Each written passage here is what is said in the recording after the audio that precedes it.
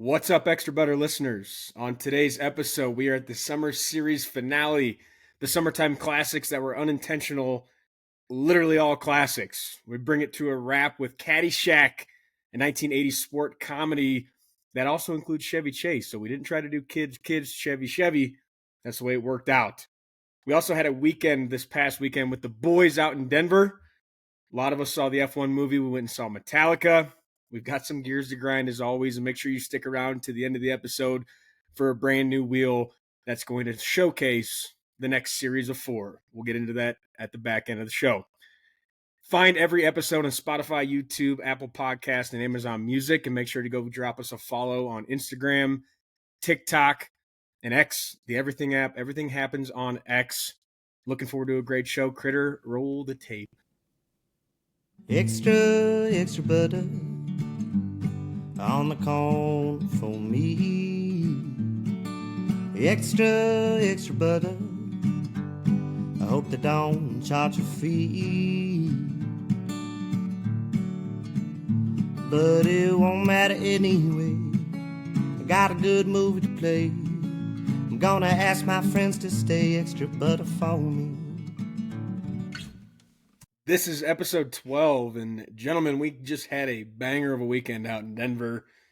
Trav, I know you just got back, but you guys are going to hear this a week after, but banger weekend, saw the F1 movie, had a pool day, went to Metallica. You went to Metallica twice. I saw the F1 movie twice. It was action-packed. You can't make the shit up. Trav, I would like to start off by passing it to you, being back home and traveling again up north. How was your weekend in Denver? A quick little 13-hour drive out to the boys. Actually, it wasn't bad. Speed limits. Love being in the 75 to 80 range versus the 70 in Minnesota. It's always good to get you out there quicker.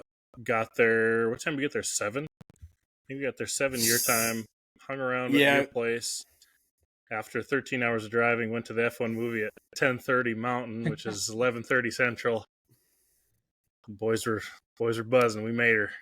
That was a good movie. Yeah, that was a late one. I haven't gone to a movie that late in probably since like a midnight release or since I was in like high school. When you guys said you're going to 10:30, I was like, there's no chance you catch my ass at a movie at 10:30. They're not going to get home till 2 a.m. Yeah, you're lame. That's why. I saw it before you guys because I'm a responsible adult. Saw that 7 p.m. instead of 10:30 p.m. Well, as he said, he got here at 7, so how the hell were we supposed to see it at 7? Well, that's not my problem, is it? No helmet buckets. Brendan was very disappointing. Very disappointing. I wish you told me because I guess I would have known, obviously, because I went ahead of you guys. But and we wouldn't have known either because we went after you. So there's no way this could have been communicated. I was just trying to help. Anyways, it's good. Captain Hindsight. Well, my theater had it. My theater was stocked, prepared, ready. Probably a shithole. Yeah. But no, good movie. We enjoyed it. Stayed up for it. Brad Pitt's a legend. Highly recommend it. I think they're talking about a sequel, which the boys love sequels. Are they going to call it F2? No, I hope not, because it's I don't think so. A different racing series. No, if we're going to start off on that movie, I mean, I saw it again on Sunday. My wife wanted to see it, and I was like, we're going. I'm so down to go again. Unbelievable. I mean, Brad, I had just watched another Moneyball a week before that, so I was just getting myself hyped up on Brad Pitt, and then just delivers. I mean, really everybody in the cast delivered, but IMAX was awesome. I'll even say when I went to the non-IMAX version on Sunday, it was still fine. I mean, you do lose a little bit of the sound, but this is a must-see in theaters movie. Must see in theaters. I agree. I'd watch it at home. It's a good movie, but not the full experience. The sound effect. I mean, just you're on a high-speed racetrack the whole time. Mm-hmm. You got to see it in theaters. I think they had that available for the interactive one where it blows air and stuff and shakes your chair. I think F1 was playing for that. Somebody I work with went and saw it. It's 40X or something. He saw it in that. He's seen it twice too, and he went and saw it like that. And he's like, I don't want to say at the part, but he's like, his chair's just shaking. He said it was wild. Went to see it in the 40 experience. I believe it. Now, Brendan, have you seen Rush and Ford versus Ferrari? Neither one. Okay, I have. because those are like, I would think on par racing movie wise. And so it's like I think F1 comes in at like a solid 2 or 3 for the immersiveness. Obviously, the other ones are like based on like historical events, so it's definitely a different theme in those movies. But like for how immersive F1 was, insane. Like there's definitely scenes there where you feel like you're in the car. Are you saying 2 or 3 is in it would be Ranking, like ranking wise. So yeah. it could potentially be the worst of the 3. I just don't find I find that very hard to believe. I'm gonna disagree with Geese. I like those 2 movies, and more for like the learn about what happened back then. But for them to actually film this during a Formula One season, That is true. on track, That is true. and to like it's spot on. It's Those are based right on like true stories. Those other 2. Mm-hmm. Yeah. So I guess at that point it just comes down to kind of what movies you like more too. Because I know some people I mean I just like I said I watch Moneyball. I think that movie's top tier. That's based on a true story. So like if you like those kind of movies, I could see where you could put those above one that isn't. Yeah, because like as a movie as a whole, I think those like I feel like F1 is battling for second with the advantage. Like it's close. Yeah. But I feel I like find it hard to believe, but I'll watch them. But I mean, yeah, no, you'd like them, but I just don't see them. And that's I understand your viewpoint, so I get it. So I mean, it's just a preference thing at the end of the day. But yeah, I was just gonna give a quick shout out if you guys watch this on YouTube or Spotify and you don't just listen. Shout out to my dumbass for wearing a camouflage sweatshirt with a background that is obviously not behind me.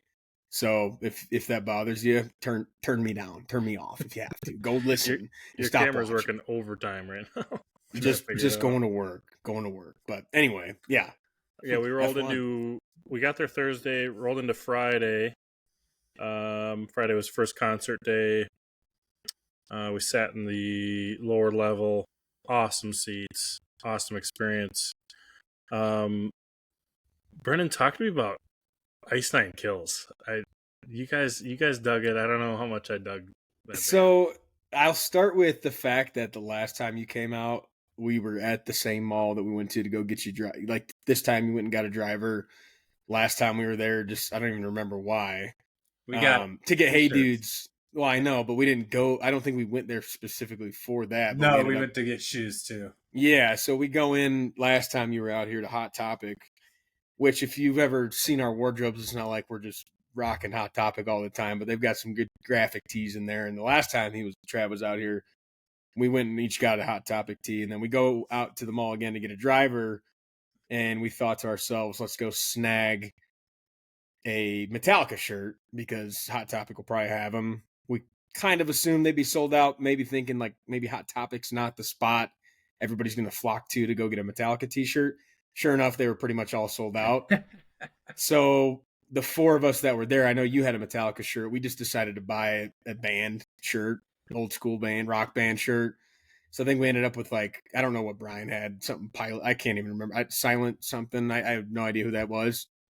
I know I got Korn, and then John got Iron Maiden, and we just wore those out, and we ended up seeing Iron Maiden shirt. And we fit in there. It wasn't strictly Metallica shirt, so it was a good play, and I loved the shirt that I got. Flowers, the Hot Topic, graphic tees are awesome. They have some of the best. Crazy selection. So we did it again. So it's become a tradition of when Trav comes in town to hit Hot Topic for a graphic tee. But yeah, so anyway, to get to the Hot Topic, the reason why I went there was because they had the Terrifier, which if you haven't seen that movie, it's turned into a cult classic of this black and white outfit clown with a white face paint, black eyes, small hat, rides a tricycle, super gory films, not a ton of communication. I know the clown's kind of like a mime. They're really good if you like scary movies and you like gore. The Terrifiers are great. I think they've made 1 or 2 more, at least 1 more. I know there's a sequel, but anyway, he's on a t-shirt and I'm like, God, that's sick. And it's by the bands. And I'm like, it didn't have any relation to a band that I was aware of. So I just got the Korn shirt, which I'm happy about. And then we get to the show, and Ice Nine Kills was on that T-shirt. That's the opener for Metallica. And I think we learned that at the bar before when we were looking it up. You said Ice Nine Kills. I'm like, dude, no way. I would have bought the Terrifier shirt. They come out. They're younger, so it's kind of like a fresh vibe of it's screamo, but it's heavy metal rock. Teeters on the line of screamo, a little bit hardcore for me sometimes. But I thought they were awesome. They put on a show. It was like a haunted house version of a rock show. You got the Terrifier coming out, a spin on Freddy. I can't remember all the things that they did, but they were. I mean, it was a circle stage with the center with more people like general admission. So they're running around. You got them, axe hacking people, killing them. Their songs were good. I actually added a few to my Spotify. I thought they kicked off the show. I mean, it's a certain type of genre you have to be cool with. There you go. That's the Terrifier lead singer right down there. They had a guy come out dressed up as the Terrifier, kill somebody, on stage, and then get on the drum set and start going to town. So, I mean, the show that they put on was unbelievable, and we were pumped for Limp Bizkit, we were pumped for Metallica, and these guys come out, don't even know who they are. And, yeah, maybe the music, if you didn't like the music, which I know, Trav, it wasn't necessarily your cup of tea, but could still respect the show that they put on when the crowd in the stadium was not filled out yet. So right. I thought they're great. Ice Nine Kills, if you're into some heavy metal, borderline screamo, or could tolerate a few screamo songs, which is not necessarily what I like to listen to either, I would check them out because they have a pretty good spin on fun, kind of like carnival, haunted house type things. And I don't know if that's every album or just this one, but I thought their music was great. Seems like a good band for music videos, I think. For an opening act, they are extremely entertaining. So it's like, whether you weren't into the music or not, watching the play on stage with all the characters, like they even had a sun costume roll out there dancing around. Dude, it's like 89 degrees and like the sun's going down, so it's getting cooler, but that sun, like the actual sun, is directly on that stage roasting that dude, and he's out there giving it his all. Like, absolutely entertaining. And they did the cover on Walking on Sunshine. Yeah. Which that's pretty good. That's why, and it was good. I mean, that wasn't a screamo part because the lead singer, he could sing, and then he could tap into a screamo side. But yeah, I thought they were electric to kick off a show like that. Not knowing who they were, and you kind of just take the opener because you have to. And I thought they did a good job. And you roll right into Limp Bizkit, Fred Durst. Still got it, dude. The natural escalation of their show, of their performance, of him coming out, he's talking to the crowd. They have songs in between each song that are popular that we know. We knew a lot of their songs too, but they were playing songs. They're vibing to those, interacting with everybody, and then he's just slowly climbing the staircase of just breaking stuff. Like you get to the end in the last song that it's like he's still got it, dude. Like he's still got it. It's crazy. And bringing that like 13-year-old on stage is just ripping every word with him. She killed it. And he's filming him, or he's filming her on her phone while she's doing it. Like, super good performance out of Limp Bizkit. I was pumped for them for sure. Again, as these people get older, you never know what to expect. They're still touring. Mm-hmm. It's a hit or miss. They were awesome. Yeah, this is the last show of the North American tour. I think a couple of the bands are heading to Australia with them, but I think they did around 10 shows in North America. They went to around Canada, East Coast, and then the Carolinas, Tennessee, something like that. And then they went West Coast and back. Yeah. And then, they, like I said, they end it with break stuff. It's unbelievable. The whole stadium goes crazy as soon as he hits, break your fucking face tonight. Give me something to break. The whole stadium is filling because it's the last song. Metallica's on next. The stadium had filled out pretty much at that point. And just like the tidal wave of just the crowd at that point was awesome. Filled so fast with like the last two songs of Limp Bizkit. And that stadium, it was like, I don't know, maybe like a quarter full. Right at that time, and then like within the last two songs, man, it's like 75%, and people are packing it. Yeah, yep. Yeah. No, they killed it. And then the main event, Trav, the reason you came out, I know you went twice, but what'd you think of Friday? You The know first what? reaction to them coming on stage, I know you had two different experiences, but for that Friday night, they come out. I tend to, when it comes to events, like go all out, like do all the nines. And I almost did. I could have gone Snake Pit on Sunday, but we went general mission and went in early. I really enjoyed the fact that we went just in the seats, in the bowl, have a nice spot, and just enjoy it for Friday for the first set. And it was a no repeat weekend. It was awesome. Really liked it. The ability to sit down when you needed to, but embracing the suck of getting there at 3:00 and standing on my feet until 11:30 and then walking about a mile to get to the Uber. There's nothing better. I mean, That's some dedication. You can't get any better. We were 3 people deep from the rails, and I mean, everybody was just singing right in our face. And got some really good videos. It was awesome. By the time you laid down was just under the time it took you to drive here, from Right. that whole day. Right. So when you're going to travel across the country to go see something, you might as well go all in for it. And That's we went true. home the next day. Yeah, right. No, it was awesome. Yeah. I highly recommend it. If anybody's thinking about next time they come out and tour, or even just planning a vacation somewhere, one of the best shows I've ever experienced. And I've been to some really good sporting events, a couple good concerts, but that they are Metallica. They're the number one ticket for a reason, and they're 60 years old. Yeah. Some people are saying they're just hitting their prime, and I can't argue. Did they ask how many people's first concert it was at night 2? Yep. Was there more hand raised at night 2 than night 1? About the same. That's a lot of people seeing Metallica for the first time, man. Yep.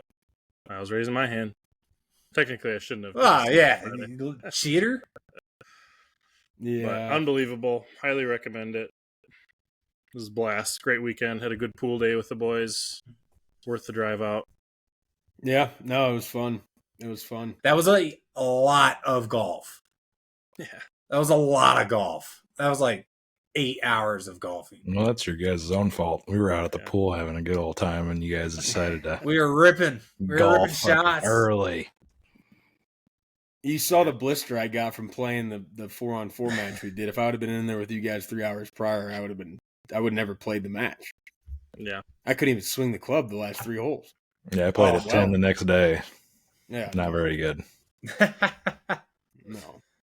But great weekend. Glad you could come out. Miss you already, but we're back on the old pod. Yes, sir. And rolling into a fan favorite segment. We've got some gears to grind. Critter, I think we pass it to you first here. What do you got for us? Well, in the if you're in help desk or just answering phones, period, the 459ers or the 59ers, depending on when you get off. I got a problem at 4:59 when the tech support gets off at 5. Oh yeah, let me help you with your problem. Like if you're calling it that late and calling that late, don't expect very good customer service. That's all I gotta say. This is just like we're ready to clock out. You're calling in for God knows what when you could have called in hours, if not days before. You just figured, oh well, it's the end of my week, so I'm gonna call you at 4:59. And you're gonna help me with this problem because I'm free. No. You're going to get poor customer service. And by the way, don't talk over me when I'm trying to help you during that time. Right. I think people's point of view is like, first off, did you not see our hours? Second off, what day of the week is it, especially if it's a Friday and you're calling in it, or before a holiday. Ridiculous. And then just the common courtesy of like, hey, do you have the time for this? Can you help me? You know what I mean? At least start that discussion where somebody like you can be like, hey, no, I have about a minute left, but I can look at it and get back to you the next time I'm on the clock. I think about it in terms of like kind of a tough dilemma is when you go out to eat late after something like a show, and you get out there and you're like, "What time's the kitchen close?" And they say like 10 minutes, and the server wants you to order because they're going to make more money, but the guys in the back did not. They've already cleaned the kitchen. So like you always have that internal dilemma. The server wants you to order, the cooks don't. You're hungry. Like, do you order food in that moment? Like, I've done it. I've also not done it. It's like it's the exact same thing. Those I've guys done did it not want to and cook. worked it. So Yeah, there is an understanding back there where it's like we're open, and you have to do it. Some people put restrictions there that, you close at 11, but the last food order is at 10:30. Right? That's food. Yeah. But also don't expect the best work. Like if Don't you're expect asking good for a food. pizza, true. like don't be mad if your pizza is undercooked or absolutely fried. yeah. You can't expect your food to be top tier, especially if you've been to that place. Like, oh, it was just something was off about tonight. Like maybe because the kitchen was about to close in 3 minutes. Right. And you They ordered- cleaned all that equipment and then have to turn it back on, get it back Yeah. going. Like it is a super laborious effort to get that all the way back up to heat just to cook a meal at closing. For one meal, really, because it's always like one person coming in. And IT call center, whatever, that's not nourishment. That's just you being needy, asking for too much.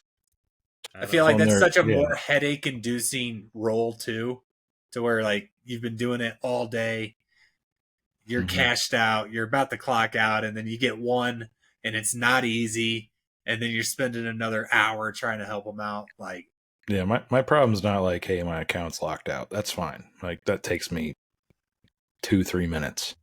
It's I've been experiencing this all week. And I'm calling you at 4:59. yeah. Well, Okay. here's where your I'll see you Monday. computer I'm ready to go. your computer has technical difficulties right at 5:00, and you go, I'll send you an email. Sorry, Things stopped Systems are working. down. Yeah, I'll call me back on Monday. Tough shit. See you later. Yeah. And to your point, Geese, it's like they know in the back how long it takes to cook that chicken sandwich. Like Yep. you know how long that pizza takes. You don't know what you're signing up for when you get an IT call. right. It could be a 3-minute fix. It could Yep. be I have never seen this before in my life, and I'm expected to figure it out on the spot. Like that's where it's not comparable is because the time to cook a food item is that. Like you know exactly how long that's going to take. What you typically You know how to do. solve the problem immediately. Where Yeah. the IT department, it could be anything, man. Like, Yeah. Yeah, Yeah. you're just answering that call like, oh God, please be Yeah. just something. Someone's locked out. Please, please, please. Oh, hey, no, Pass. my computer's slow. I'm like, that's great. See you Monday. Yeah. Yeah. It's gonna be just Nope, as slow those all suck. the weekend. Yeah. No, I would just maybe do something outside for Saturday and Sunday because call me on Monday. No, that shit sucks. I have not worked in IT support, but I work in IT recruiting, so I know those issues. I know that they happen. I don't, knock on wood, I don't deal with it very often, but I've been the guy on the other side of the bar ordering a pizza 10 minutes to close. So, oh no, that sucks. But that's definitely a good one. If you have to experience that type of work, shout out to you because it sucks. Yeah, could be IT, but yeah, just the last minute. I have way more respect for like the kitchen. Like, all right, now I'm just gonna order some chips and fucking salsa and call it a day. Yeah. I heard you got a gear to grind from the concert, my fellow Metallicans. Geese, go ahead. yeah, I'll go. Kind of our fault, more their fault, but they have like really small bag restrictions, I guess. I didn't look at the tickets. I haven't been to a concert in a decade, right? Like it's just not my scene. So it's like I roll up in jeans, everything's in my pockets. I'm lightweight. Lexi brings her purse, and it is like less than an inch over the size restrictions. And they're like, no, you can't bring that in. Here's a clear plastic bag for all your stuff. But it's like, well, if I can't bring the purse in, what do I need the bag for? Oh, well, you have to take your purse over to the lockers before you get through security. And the lockers are on the complete opposite side of the stadium. To add to that, they blocked off the walking way to get there. So you have to go out and around and then back through to find these lockers that you have to sign up for, pay $15 to rent for the event, just to put her purse in there so we could actually get inside.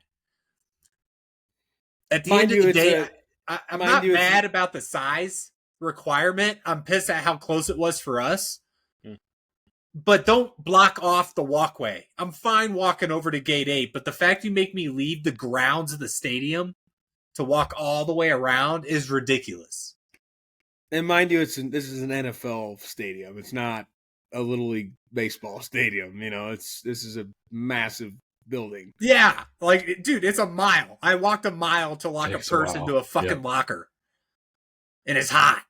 And I'm like, I could... If I came with the boys earlier, I'd be in there right now, sitting, drinking a beer, having a, like, it wasn't bad. So like, I'm being dramatic, but just the fact that it's like something you're not expecting. And then it's just one thing after the other. Where are we going? Oh, you have to go all the way around. Where are the lockers at? Oh, they're down over there. Like, I thought it was like part of the venue, but no, you have to, it's like an independent agency. So then you have to sign up, make an account. Then you unlock it. Like, it's actually kind of cool. You hold your phone up to it and you press unlock, and it unlocks the locker it gives you, so you don't pick. And then when you come back, you just hold it to unlock it, and then you're good to go. So it's actually pretty cool. No, but you wouldn't have known that if you would. I know. Hey, bless up. But no, end of the day, the blocking everything off is like, dude, this is a professional event. And you brought all your semis so close that you have to physically block it off and make people like walk way outside the venue it's garbage.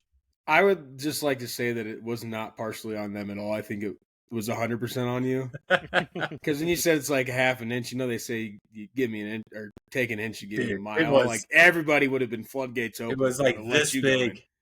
Yeah, I agree. There was other purses like that. Hers is just a little bit taller. And it's like, if just look in it, just search it real quick. That's what Ball Arena does the whole thing. Pepsi Center, like, I know that's smaller, and it's really at the end of the day on Lexi. If you think about it, I was just indirectly involved because I was like, we're walking back to the seats. I'm like, Lexi, you should get one of those clear bags. You can bring those in. She's like, oh, I have one of those. I'm like, yeah, you didn't think to bring it? Ask Lindsay. She works in that field. Is this too big? Does this work or no? I need to. It was like, then she's like, oh, I had a smaller bag I almost brought too. I'm just like, don't tell me that. Don't say that. This could have been avoided.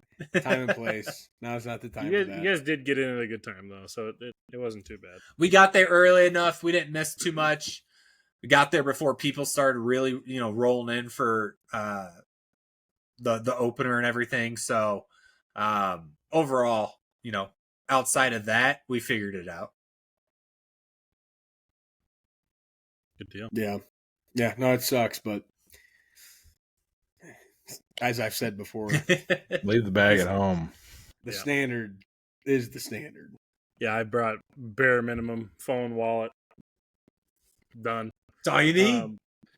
Friday, I had no complaints. Great seats. Food was good. Had good size, cups and waters and everything. I love the self checkout. Haven't done that yet at a stadium, so that was cool. Nice. Sunday, line was good. Walked in. Everybody was single file. Nobody was pushing. Nobody was running. John Bryan and I get in there, and boom, find the spot that I was kind of like picking out while we were there on Friday. Walk up to it and stand there, and we're like, all right, I think this is our spot. If we need to go to the bathroom or whatever, like, we can cycle in and out. And this is like right at 4, right as the doors open. So we're standing there, and this other group was standing right next to us, minding their own business. and two, like, my height, another 50, 60 pounds on them guys are standing right next to me. I'm like kind of cold shouldering them so I can talk to John and Brian. I knew they were already just wasted. You could tell by the way they're walking, they're just stumbling. They start talking to the group next to us. Just absolutely absurd, like talking about a dude's sexual preferences, and that guy doesn't even know him. And he went on for a good hour asking him. The guy's like, I am not that. I don't know why you're asking me. But anyways, these two guys were so blasted by the time Metallica even came on, both of them had to leave. Like, that's my gear to grind. You're spending over $200 for a ticket to, like, the premiere event of the season, of whatever, of the tour, and you can't even make it. I'm all for people having a good time, but, like, you're first off ruining somebody else's time by inappropriate questions and whatever. You're loud, you stink, you're spilling on everybody, and then you can't even make it. Like, the third one's on you. Like, I'm glad you left. I'm glad you're out of my area, but, like, you can't even enjoy the show. Yeah, it's hard for me to wrap my head around. And you kind of just at that point you hope that they end up getting the boot. I think because, like you said, it's not just you. It's imagine the other 10, 15, 20 people that felt the exact same way. Right. Did security take them out, or did they leave? No, like they left. But hand up, I'm a massive guy, and I'm standing right in front of people. And John and Brian both overheard people behind us going, "God damn it, I can't see over there." Like, you gotta be here earlier. You know? Yeah, I don't. Early bird gets the worm. Yep. We talked about that with Nikki Glaze. Like, you can't complain at that point because it's like it's unfortunate, and you can bitch about it, but like you can't blame the person in front of you. Yeah, like that's on you. Got to move, bro. Like, if you have to go further back to get a better view, so be it. But I'll say this as my closing on the concert. I got some really good karma. Rolling into Metallica right after Pantera, there's a really big gap before they came out, and this guy taps me on the shoulder, and at first I thought it was a drunk guy, so I kind of let it go. And then he taps me, and goes, "Hey man," like nice, seemed like I immediately thought he was a dad. And then he said, "Hey, can my daughter stand in front of you?" Because there was a decent little spot after those big guys left. I was like, absolutely no problem. Because I mean, she was 5'6". I could see right over the top of her. I'm like, absolutely, nobody's gonna mess with her. Good deal. Enjoy Metallica. And then as she's standing there, I'm talking to John and Brian. There's still like 4 feet of room, and he's standing behind me. I'm like, why don't you just stand in front of me right here? He's like, oh, sweet. You don't mind, whatever. Not only that, this goes to show the size of these fat asses. This guy, his daughter, the daughter's twin, so both his kids are there, and then the twins' friend and the other, like the girl twins' friend and the guy twins' friend, both all 4/5 of them fit right in their little gap and enjoyed the show. Oh man! The show. Were able to sit in front of me and watched, and we were chit-chatting and all that stuff, so it was good to do that and get some good karma out of that. But yeah, fat ass just left a crater in the general. That is crazy. Spot. Sometimes you got to eat shit and like it, and then good things will happen. Yeah, that's karma. Yeah. Enough about the show. Let's talk about the real show. Love me some golf. Yeah. Love me some Caddyshack. Yeah. The finale, right? The series finale. And guys, stick around to the end. We got a new wheel. We got a new series for you coming up after this episode. But the summer series finale, Caddyshack, a 1980s sport comedy that I have to be transparent with you guys about. I know it. Probably been on before. This is the first time I think I sat down and watched the movie. So I'm excited to get into this one. Jeez. Caddyshack is... A lot of times it's been on TV, just watching bits and pieces during the summer. Yep. Never watched it all the way through. You know lines. You know what it is. You assume you've seen it. I watched it. Don't think I've sat down and watched it from start to finish before. Excited to dive into it. Hope you guys are excited to listen to it. And hope you watched it prior to jumping in here. Trav, tell us a little bit about the movie. Let me get a little intro for you gentlemen. Caddyshack, wild golf comedy. It's from 1980. It's got Bill Murray, Chevy Chase, Rodney Dangerfield, three legends, packed with other oddball characters, nonstop laughs, and some of the most quotable lines. I mean, I quote this movie all the time. It's less about golf, more about the chaos of a country club. Love the movie. Can't say enough about it. It's on my list. So, Geese, what do you think about it? It's an all-timer. It gets compared to Happy Gilmore, and I know those are two different generations, but this movie just has it all. Young Chevy Chase, like young Bill Murray, improv comedy. This is Rodney Dangerfield's first movie. It was put together, but like in the heart of a comedy movie, this is it. And I think it still holds up today, even though it's from 1980.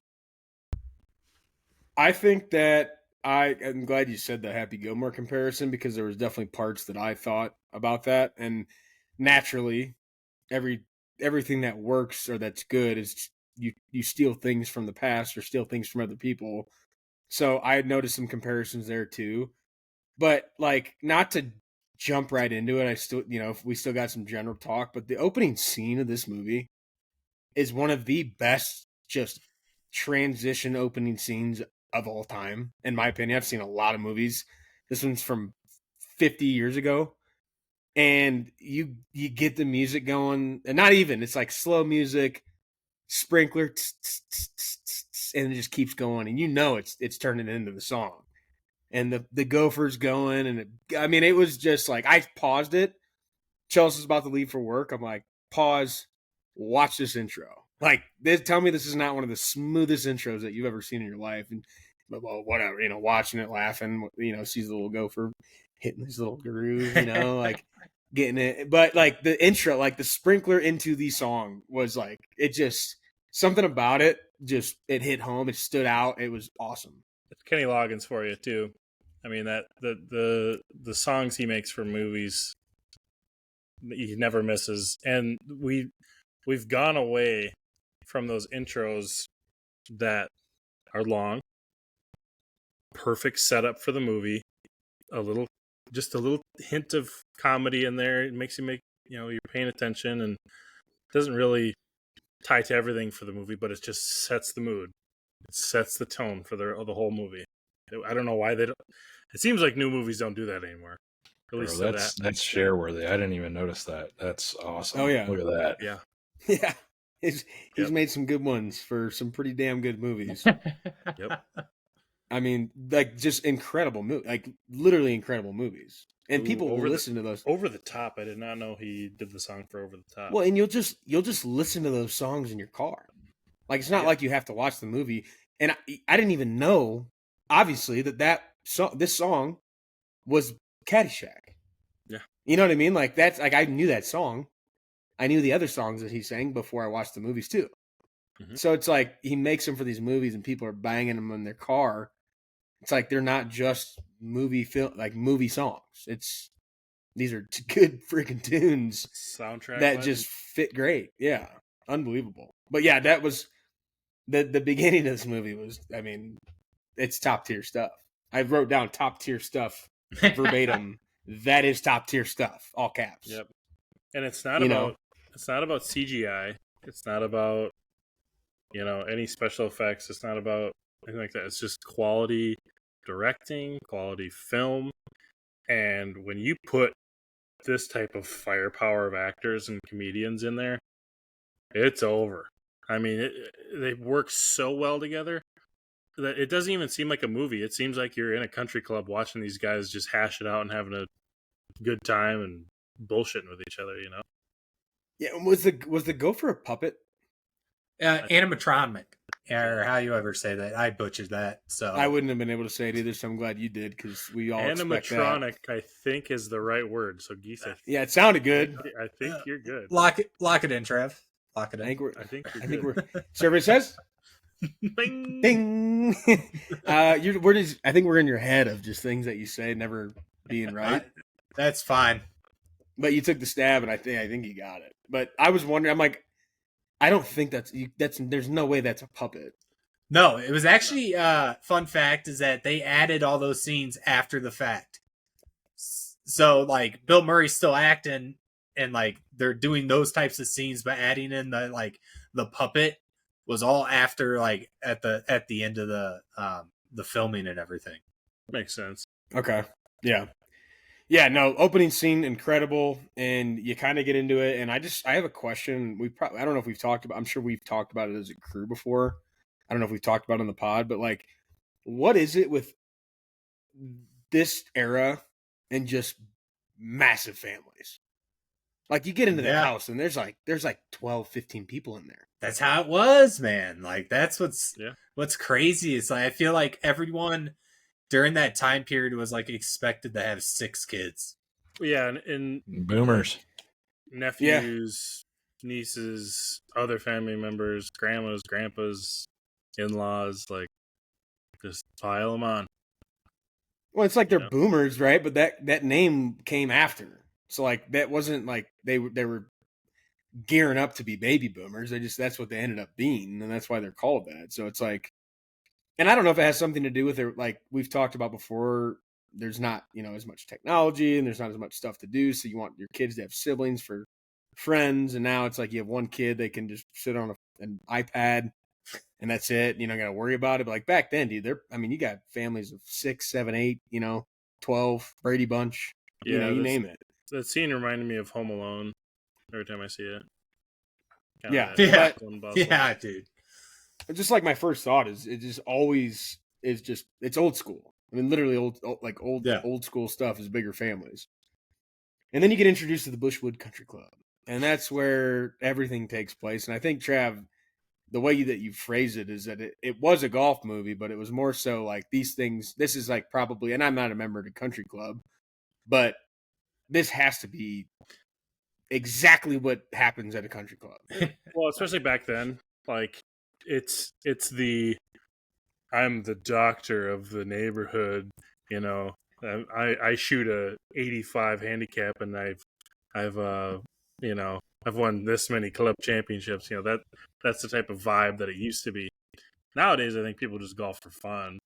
There's still some guys that do this stuff, but it's not, like it is in the movie. Because the scene where the judge is, puffing his chest and wanting Chevy Chase's character to, hey, maybe you want to join us or whatever. That shit still goes on. Yeah, I guarantee it. Not that I've ever been a member of a country club, but I think they do that. I think to that point too is like back then it was more of the dick measuring contests were happening at country clubs. I'm sure it still does, but now it's like it probably feels more of like a community. Mm-hmm. And even then, it did. You had one asshole come in. I feel like it was more of a gentleman's game back then too. So it's like that's your bragging right. But like golf has grown so much where it's like, who cares? Mm-hmm. Like I'm going out there to swing the sticks. Like that's all I care about. Especially post-COVID. Post-COVID, everybody, not everybody, but a majority of people that went out and golfed are sticking with it because it was a good pastime, good thing to like. Yeah, golfing with geese. It's fun as fuck. Yeah. I'm not keeping score. When Ty said I'm not keeping score, I was like, geese. First hole, I stopped keeping score. I said, we're having fun today. I don't care. Let's swing. Well, 2 things to that point. One, the first one would be, later on in the movie, you can write down a 5 and the guy's like, that was 9. But that's how, like as Big Cat would say, you could shoot a 72 at Augusta. It's all about what you write on your scorecard or Shinnecock, whatever. It's like, whatever you put on your scorecard and turn in is what you're going to get. It's like playing a scramble at a golf outing. No one's giving you the right score. Everybody's 25 under because everybody eagled or birdied every hole. That's just how it is. But to the not keeping score point is the next, you get introduced to Ty and Danny. And Ty is kind of like what we're describing, the Chevy Chase's character of not keeping score and just playing. He's good at golf. Has Danny as his caddy, and to the quotes thing, I had plenty of them to talk through. But when they're walking down after the shot, he's like, "You do drugs, Danny, every day." Good. Good. Good. It's so funny, bro. Well, and they're trying to connect like emotionally. Is like he's like trying to reach out. Just can I have any insight on how to either be better at golf or better at life? And Ty's just like whatever. What are you Like, talking about? I'm just golfing, Yeah. man. Like going to And then, college. You know why? You know who that was? Yeah, my roommate. My roommate. Yeah, just The comedy is so top tier, and it's just prime Chevy Chase. Like all those lines are just delivered perfectly. And it's like the dry humor, but it's so easy to understand, so you're not having to dig so much. It's just like right in your face. Just I love it. I don't know how you can not like this movie. It's era defining too, because you go back to Lampoon's too. There's no spot like nowadays. Comedies have spots for you could fit a laugh track in. Like, boom, camera's on. There's the funny point. Did you get it? Back then in the 80s, like 1980, if you got it, you got it. If you didn't, movie's still rolling. It don't matter. Yeah, like the little line, my dad's favorite line when we're out golfing and you miss a shot and it's either in the woods or in the water. Yep, right in the lumberyard. yeah. It's that all time. That part was so funny because they're talking about lumberyards or whatever. He's like, and then the be the ball is just another kind of iconic thing people say. I'm not talking. Stop. Yeah. It'd be a lot easier if you weren't talking. Be the ball. I own 2 of them. Don't know where they're at. Yeah. I own 2. What's wrong with lumberyards? I own 2. I know you're not there very often. Yeah. Yeah. So Danny plunks one right in the lumberyard. Right in the lumberyard. Like, oh, you want to go to college? Just be the ball. You try it out. Plunk right in the water. We're swimming. There's the lumberyard. And then they're on to the next scene. And back you know what then, I mean? Like watching it for the first time in theaters, like maybe you didn't get that joke, and you're just still like, oh, yeah, whatever. Like he did just hit it in the water. Like it's like this wasn't a lumberyard. It wasn't a lumberyard. Yeah, and like to your point, it's like then they move on so quick. Yeah. There's not a second no focal to think point about on the comedy. The comedy is the comedy. If you get it, you get it. If you don't, you don't. Bang, next scene. Yep. Yeah, bang on to the next scene. This is like how this movie was, but it actually told a story, unlike some other ones that we watched. The gopher appearing is another character introduction to the mayor. Smales, coming up. What the hell's going on? Whole flagpole goes down. He's screaming at the head groundskeeper, and then there's so many character introductions so fast because you get Smales, you get the head groundskeeper, the Irishman or whatever he was, and then you get Bill Murray's character. He's just a total clown. And to that, Bill Murray's like character in this show, not in this movie. It's like not even talking about him specifically, but just the ongoing cohesiveness of just a complete side plot happening. It's like nothing to do with the movie at all, and like it ends up, making sense at the end, but like the entire time it is just a completely different storyline happening. And he's just on an island. Locked in war. He's at war with this guy. Literally. Wasn't he a vet? Yeah. Yeah. Most of his lines were improv. Yep. Really? Like, yeah, no, they carved out specific spots in the script where it's just blank. And Bill Murray was supposed to have a cameo only. And then ended up just becoming, again, his own side plot. So he was just doing those impromptu ad-libbing for all, like most of it. Yeah, well, I think he did it in like a week's time of acting. Yeah. Like he wasn't there forever. Well, his intro, he's got this fascination with these older ladies, and he's just sitting there back, cleaning the ball, and just like talking. It's like, dude, like you knew. It's like he's not sitting back there wanking it, but like it's so funny the shot that you get, and then like if you've golfed, the ball cleaner. It's like makes total sense, and the way he's talking, dude, it's so funny. And then like they keep with him.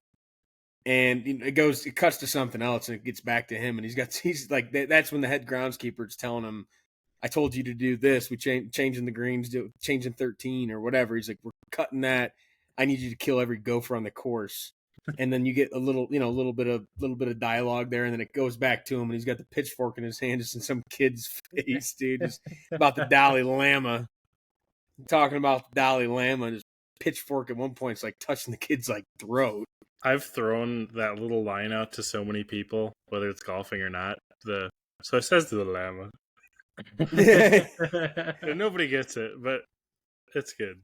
So Good that quote. was all ad lib. The kid actor Bill Murray's like, just stand here and like don't break, and then he just.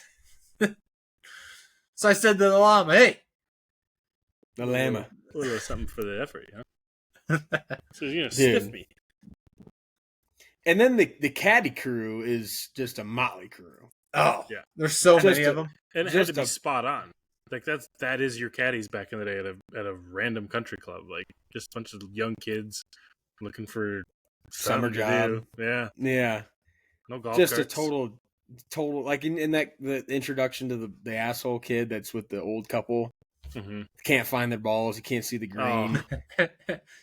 Wife puts one in the water. That's That's That's a- 459. That's 459 IT call right there. yeah. That's He's like, that's a peach, hun. Dunks it right in the water. He hits his God knows how far. It's like, you know how long that round of golf would take? Walking. Well, that's why he's just sweaty, just coming back pissed off. And then Danny's sitting inside the office. That is a legendary scene. You know that type of shit still happens and happen back. Oh yeah. Yeah, I mean, you're playing roulette at that point as a caddy Yeah. in terms of who you're going to get to go caddy for. Yep. Hopefully you get Ty, or else you're getting, those two. How about that 50 scene, cents for a Coke, Brendan? 50 cents for a Coke when that a lot of things in this, because prior to this, 50 cents for a Coke was like college costs $8,000 a year. Yeah. Like, God, I wish it cost $8,000 a year. And even that was, I think that was spendy back then. I think he was looking, what was it, law school? Here we go again. It was spendy, Here we go again, looking up what's it cost now. We know we know You what got to it account costs. for inflation.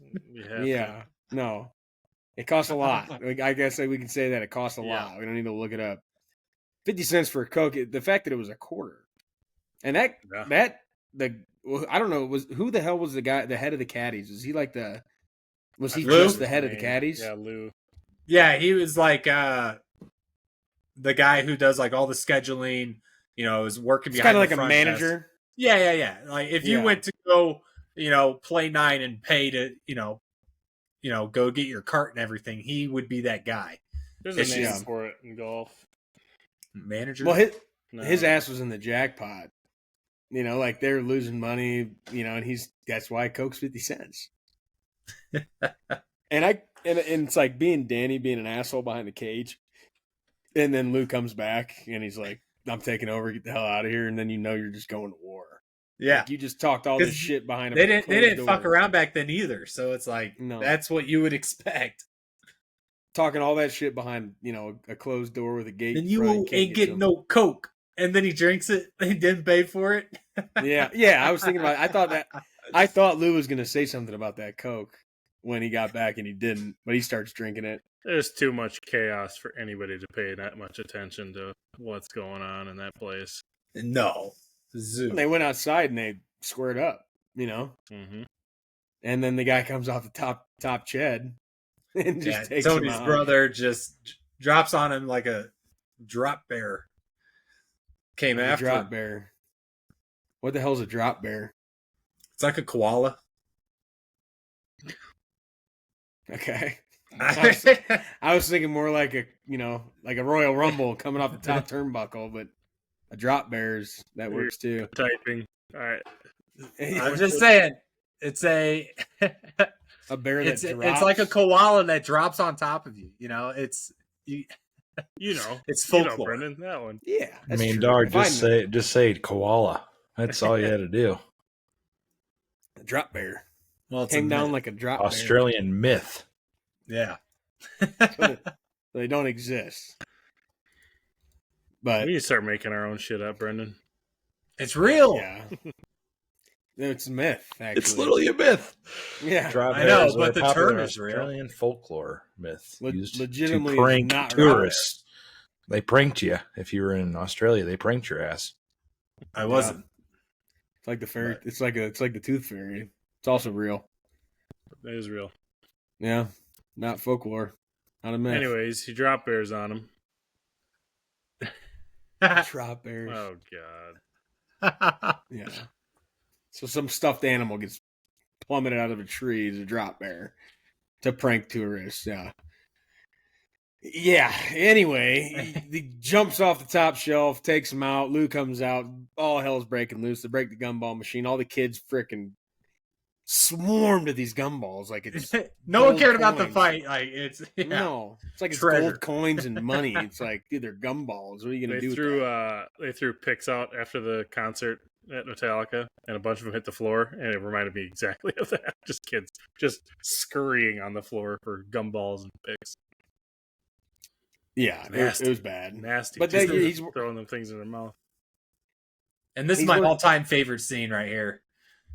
Lou comes in, breaks it up. What's that sign say? No bare feet. What's that sign say? No fighting. yeah, just shoving this kid's face into the door, dude, as a boss. What Pick is up he that doing? blood. Yeah, and well, then you get Spaulding in the next scene because Smales or Snails, I can't even remember at this point. He wants his grandson to play. That kid was a total hack.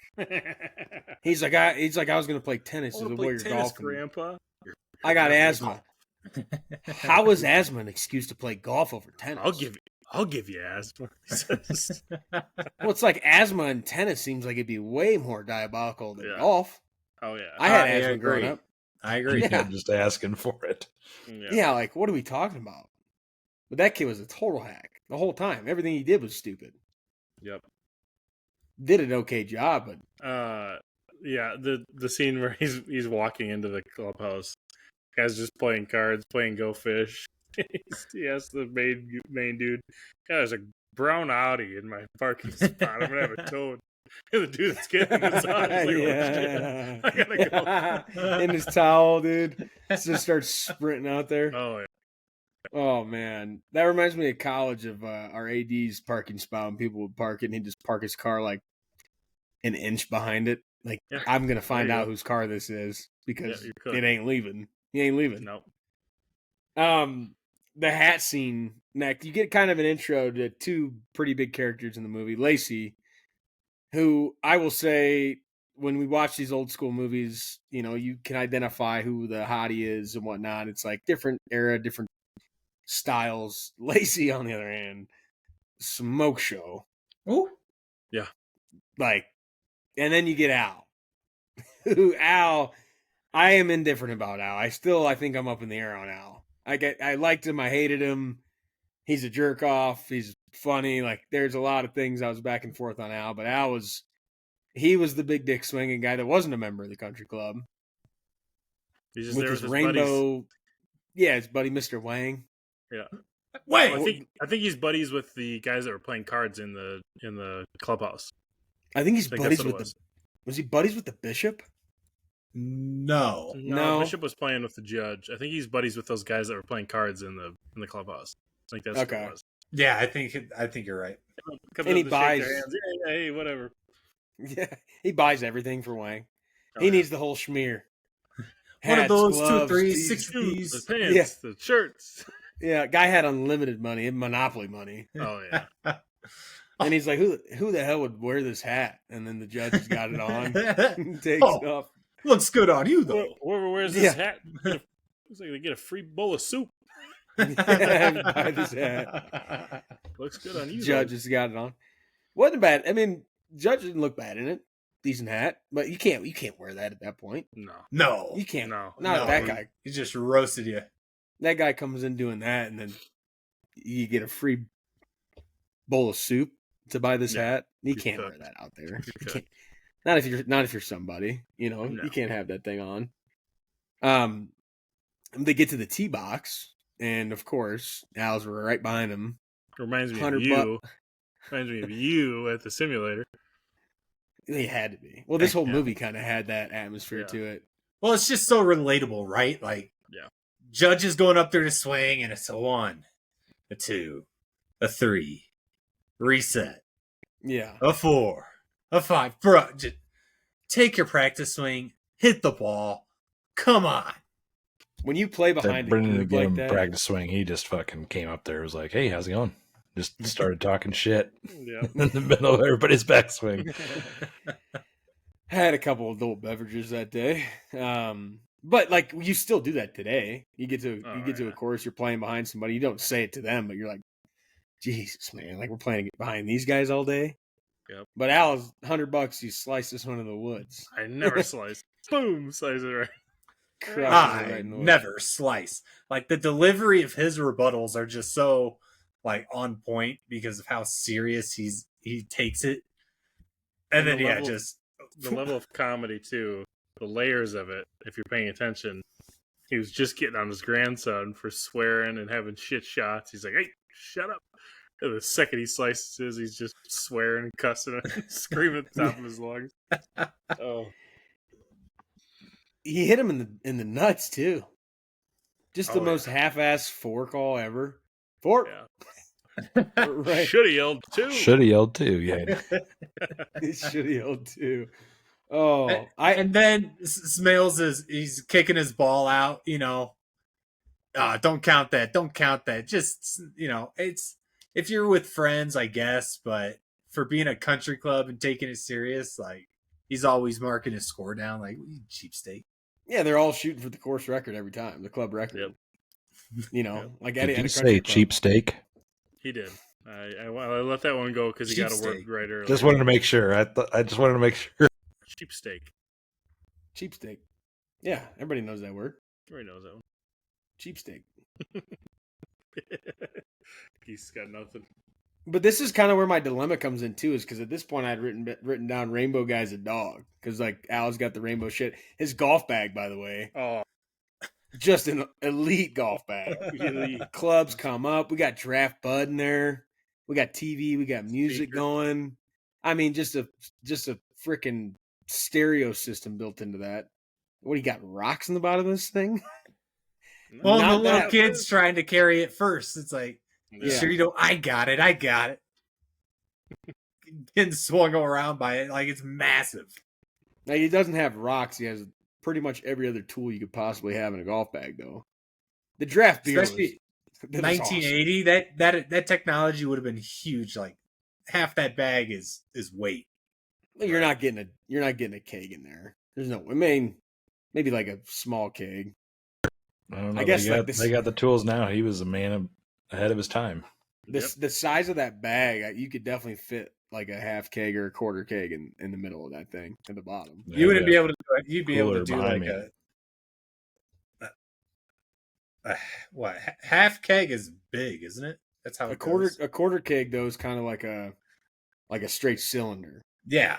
Is it So, an like- eighth after that? That's where I stumbled. I couldn't remember if there. I thought there was a smaller, like 3. Well, you have version. those like Heineken. I and, should like, know that too, and I can't remember. I There's think like you can fit that in there if you wanted to, like the front pocket.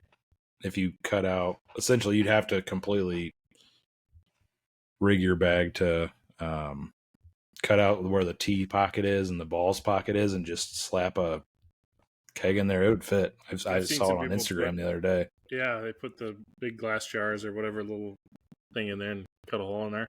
You know, like the tea Or the- jars. It's a good he idea. had one. He had one. But he's ahead of his time. Everybody's got Bud speakers heavy. now. Everybody's drinking. He was ahead of his time. Bud heavy too. I mean, and he got the caddies. They were getting some rips off of it. Al didn't course. care. Oh, then he's got his TV in there too, so they're just hanging out. The whole like, I mean, that is where we talked about roulette earlier. You hit the jackpot on this one. That's Oh, the yeah. best guy to caddy for. Free beer, music, movies, whatever you want. We Sure, got the it. bag's heavy. and but- you know you're getting cash money at the end of the day. Right. Yeah, true. But this is my first time I got the Happy Gilmore references when here comes the putter throw, because Smales just launches his putter up into the clubhouse like patio. Well, he gets And just- egged on again by Al, right? Yeah. And again, I bet you missed that putt. Ving. I can't imagine actually having a group behind me that I didn't know doing that to me. And You gotta you're, like, fight. the club president. Like, this is your country club. This is your Yeah. spot. Just straight up disrespect. You gotta fight them, right? If that is happening in real life to like us, you gotta fight them. I'm definitely swinging some balls back their way. You know, Something's coming. Like it's not. You're not just chirping me the whole time, and I don't No. know you. It's like Hitting me with a golf ball would be first. First. Oh yeah, it's on site. Yeah. I've gotten close, but I've never been hit. Like I've had golf balls dribble up to me. I'm like, dude, like you get I've the pushing shot, almost the had blues one. for crying out loud, or Right. you get the tips. shot back, or you just pick up their ball and fucking throw it or take it. But like I've if done they're- that. If they're chirping you the whole time, like we're Yeah. not getting to hole 18 before something happens. Right, because they're going to be on your ass every hole. Yeah, Yeah. it's something's happening before you get to 18. Fuck them. We all spent the same money. We're Yeah. all having fun. Dude, Fuck that's happening on hole 2. I was gonna say we're not through hole 3 before something happens. Like, there's a confrontation in there, and I'm pissed. It's horrible. And Matt Heidley and I had that. There was a total backup because people were playing slow. And we had an old man and his wife behind us. And he was screaming at us, hitting into us, just yelling at us. And I was like, dude, there's nothing we can do. And I think I turned around and hit one back at him. I was gonna say, just unleash my brother on him. He'll hit Oh, a yeah. mile. Might not hit him, but it'll be at least that. We far. were Might talking go left shit. or right. Like, there was almost a fight because we were yelling back at him and shit. Like, I just remember crazy playing- experience. I remember playing with him, and there was a hawk flying over us, and he just launched his 9-iron up into the air, and it actually hit the bird in the wing, in the That's feathers. insane. He's like, "Oh, I got it!" It's like you're psycho, dude. That's insane. Funny, I wouldn't think to do it. But That's my brother. Yeah, that's Caddyshack movie worthy. it would have fit right in.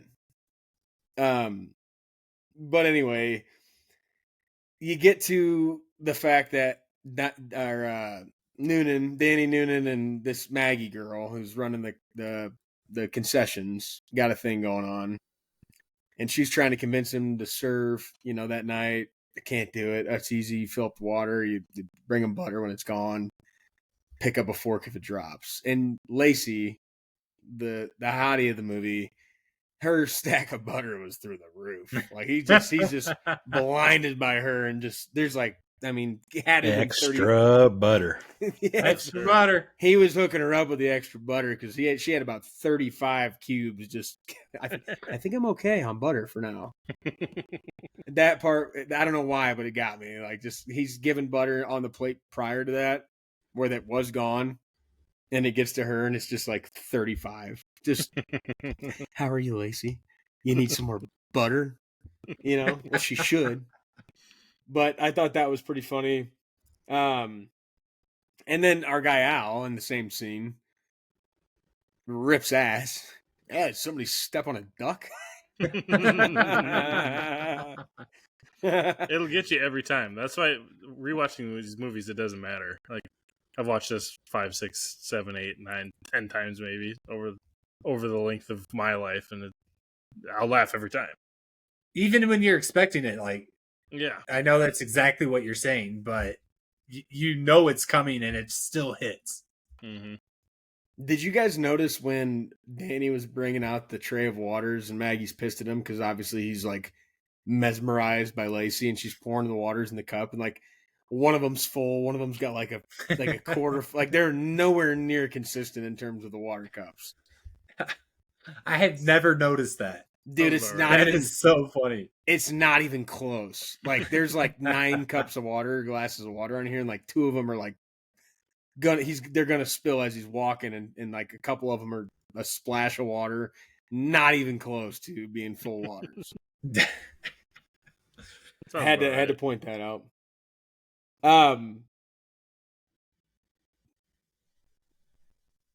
I don't know the Ty Webb. I got a note about Ty Webb and Al Cervic. I think I was just trying to write their names down because I forgot them.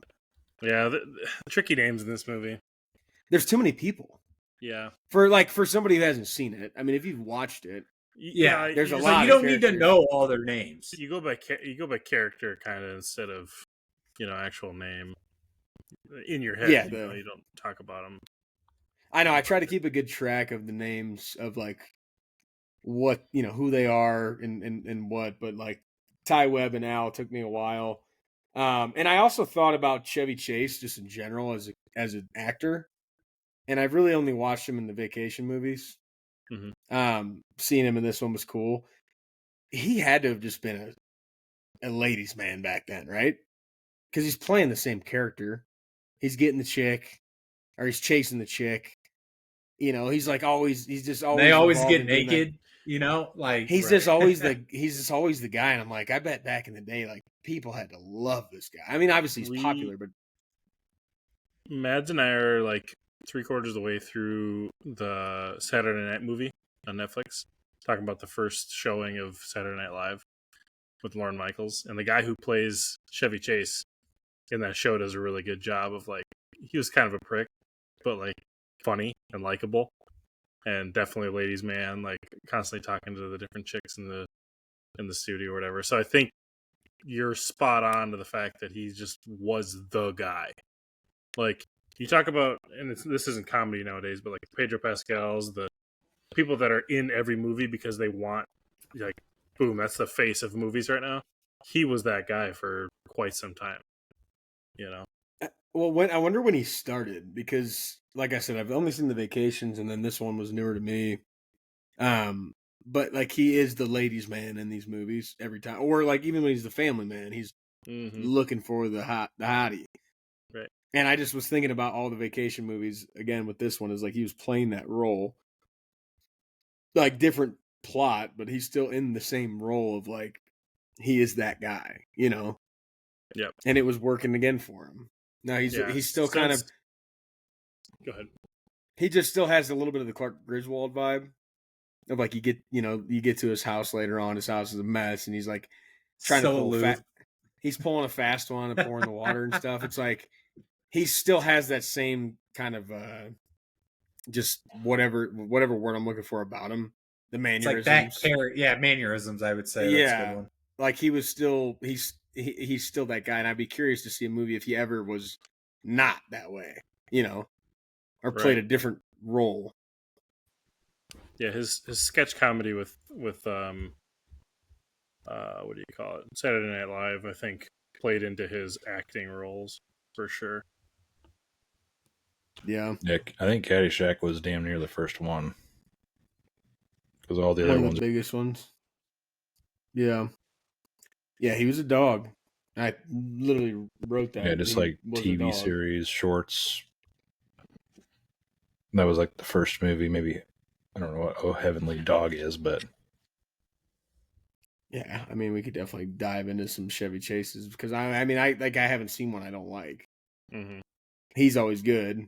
I'd watch everything. I'd watch them all. I'm sure there's some that probably didn't hit, but I think he's great. But anyway, we get to that point. He takes, I don't know if we got to the point of him taking her home yet, but we do get to the 35th annual Caddy Day tournament, where Danny's got to win in order to get the Caddy scholarship to send his ass off to college. And one of the most obnoxious things about this is, I think it was Tony rocking basically the Michael Jackson outfit. Like the red satin button down to his like mid chest, 2 gloves, playing golf. Like, what are we doing? Legend. Looking good. Yep. And there's a professional golfer out there now that's wearing 2 gloves. Really? That's right. Teddy Bridgewater wore 2 gloves. So true. Kenny Pickett. Teddy 2 gloves. I can't remember his name either. Kenny Pickett, Super Bowl champion. It's true. Let's not forget about that. I know who you're talking about, Kurt. I just can't think of the name of the golfer. It's like Akshay, maybe. Oh, Batia? I don't know if he... Akshay Batia. I don't think he wears 2. I don't think he wears 2. No, it's not. I bet on him a lot. Yeah, no, that's not it. That's his first name. What a golf outfit. Akshay. Yeah, it was. And this is where I get to the point of like, there's just zero respect at this golf course. Danny's putting to win, and they're just screaming at him. Like, we're at the... It's like we're at the Waste Management in Phoenix, you know, like there's just zero respect at this golf course. And what an ice in the veins putt to take it home. I mean, everybody yeah. wanted to miss that shit Legend. because they were calling him a brown nose for just Yep. kissing ass because he was Which the next brown that's nose. what he had to do. Yeah, You have to do it. when he won, Yeah. pretty decent golfer. I mean, it looked like that swing he had was. I mean, it wasn't. That was a pretty damn good swing. I don't know how you fake that. Right. Like that You accuracy. just back shoot then. to take a bunch. You'll make it The eventually. equipment back then, you had to have had a good swing to play that well. You know what I mean? Yeah, I was gonna say like his. I'm not talking about his putt. I'm talking about like just him swinging the golf club. Oh, Who knows yeah. where the ball went, but like his swing was good. Mm-hmm. Like I'm watching Stick on Apple TV right now. New Owen Wilson show, pretty good. Corny, a little bit of Happy Gilmore, a little bit of whatever. Owen Wilson, a TV show. 30-minute episodes, easy watch, but it's a golf show relatable to this. And their golf swings in that are like they're okay, but like this kid like looked like he could hit a damn golf ball. Yeah. Now watch this drive. Yeah. But he wins it, and there's zero respect at this tournament. And after the W, whatever, pumped up, he's getting the scholarship. I know they tell him that later on, but I love the sign at the country club pool that was like caddy day from 1:00 to 1:15. Like, Yeah. what a bunch of bullshit that is. These people are such assholes. The worst job at the course is caddying for these people. And you get 15 minutes at the pool. Well, you understand why the moment they rush through there, because right? It's the country club's pool, Yeah. and then it's just mayhem. Well, if you had access to it more, maybe it doesn't turn into a zoo every time they get out there. I think we know what type of kids the caddies are.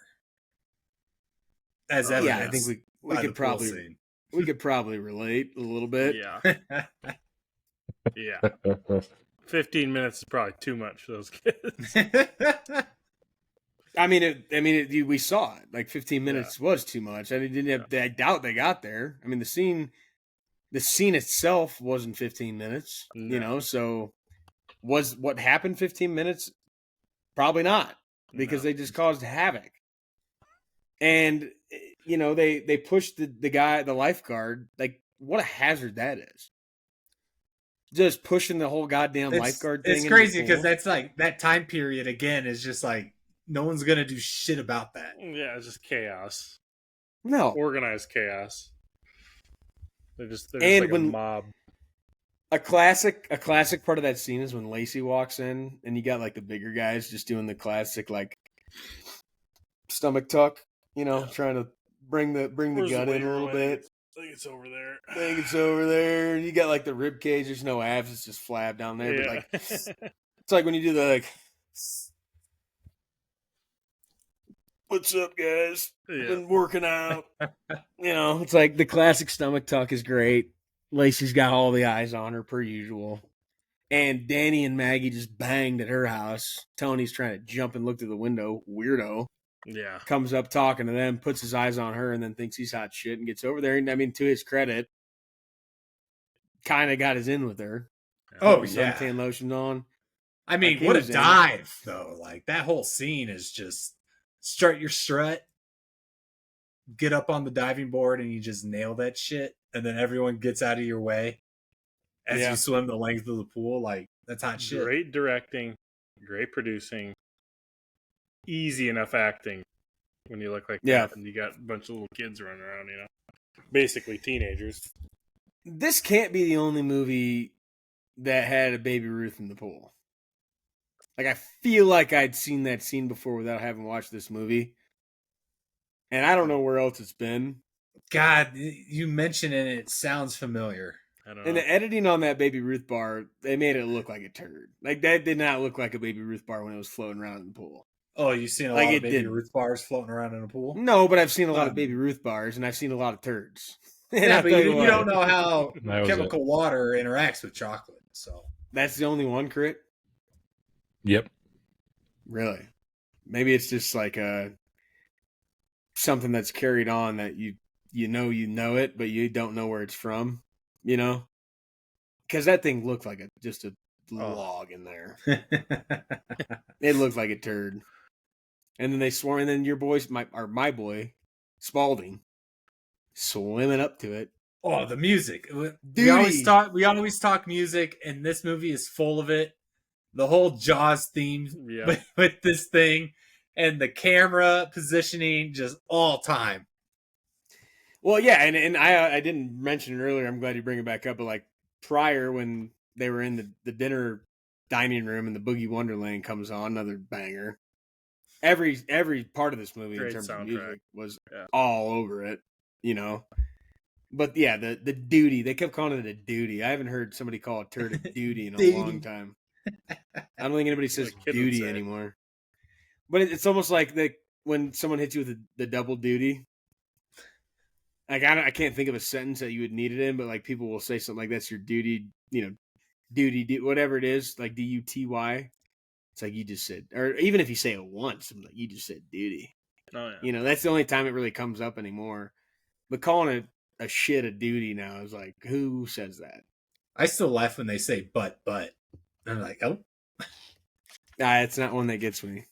But I can see it. But But post pool scene, our boy Carl is cleaning it out and just takes a bite out of it. You know, even though it was a candy bar, that could not have tasted good. No. Hell no. Like oh no, like chance. the inside of it probably still had all of its flavor, but the outside of it, like Would getting have through soaked that, it. Chlorine. Yeah, there's no chance. way. Straight chlorine. Yeah, like the inside's probably fine, but He's sniffing it. You can't get past the outside of it. There's no way. Well, he sniffed it and he's like, "Oh, this isn't a shit." Like, you know, like now taking a bite out of it. Hand, as if he's Yeah, having right. His hand before. Oh, No, this one's not too bad. You know, but taking the bite out of it is just crazy. And I think that's where we get to Chevy Chase, Ty, and Lacey getting to his house. Because the song he sang to her when she's like, "Sing me a love song" was very funny. Talking about I rub you, but you rub me first. You know, like all the things he's saying, just making up a song. That's when he's pouring the sparkling water. And I actually wrote down when he refills the other bottle and shakes it up. It was a great idea. Didn't pan out. No, Like try to get everything he did there was genius. Yeah, I mean it was smooth. I mean you maybe would have noticed it, maybe not. You're probably checking out. Obviously, she was checking out his house, asking if it was decorated by Benihana, and he's over there trying to just make this sparkling water drink, and cap pops. So I was thinking the whole time that it was going to backfire on him and like blow up, and it just doesn't bubble at all, and the cap just falls off. He's like he's trying to use the bottle opener, and it just falls down. Oh, look at that! You know. But he is smooth. He's smooth. Like most of it, he's pretty smooth. And I actually wrote down smooth in my notes. Word is ready. And the oil, that whole scene's kind of just classic Chevy Chase. You know, it is what it is. That's what I'm saying. Another naked chick. It's the second movie with Chevy Chase in it, and fucking yeah. It just kind of that scene is what it is. Classic Chevy Chase. You move on to it. Danny's at the yacht club in his full captain gear, and I think, and I don't know if I wrote this down weird, but he's getting shit on for the way he looks, and I think Smale's wife comes up talking about how great he looks, and the other two look like boogies. It's like almost what we call like wooks nowadays, you know? Yeah, right. Like Wookiees for like the people that go to like the 3-day festivals, Right. You know, like boogies. I had not heard that one before. it's a good one. Getting called that from like an older lady at a country club or at a yacht club. Like, you two look like boogies. Like, yeah, that one hits home a little bit. Now it kind of stings. Might have to bring that one back. Boogies, yeah. And of course, Al just happens to be on the water in his boat. Oh yeah. And I had written down as a dog earlier, and like I told you guys, I was kind of going back and forth, switching back and forth on him.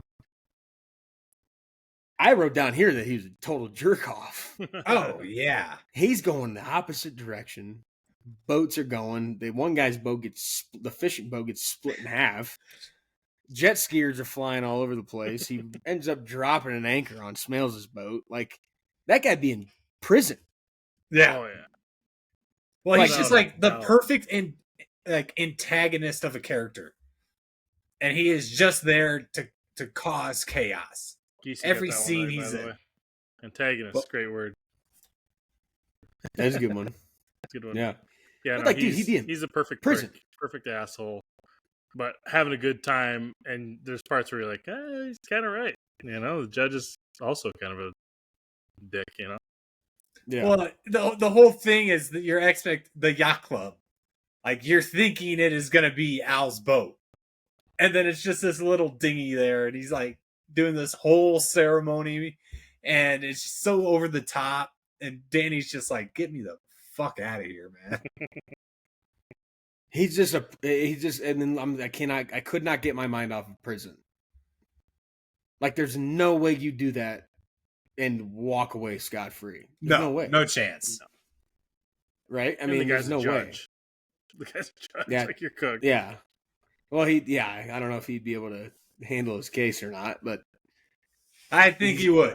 I think he's he's got, and that in that era too. Like, yeah, I think he's getting that one. Yeah. Slide those papers on over here. I got Yeah. this one.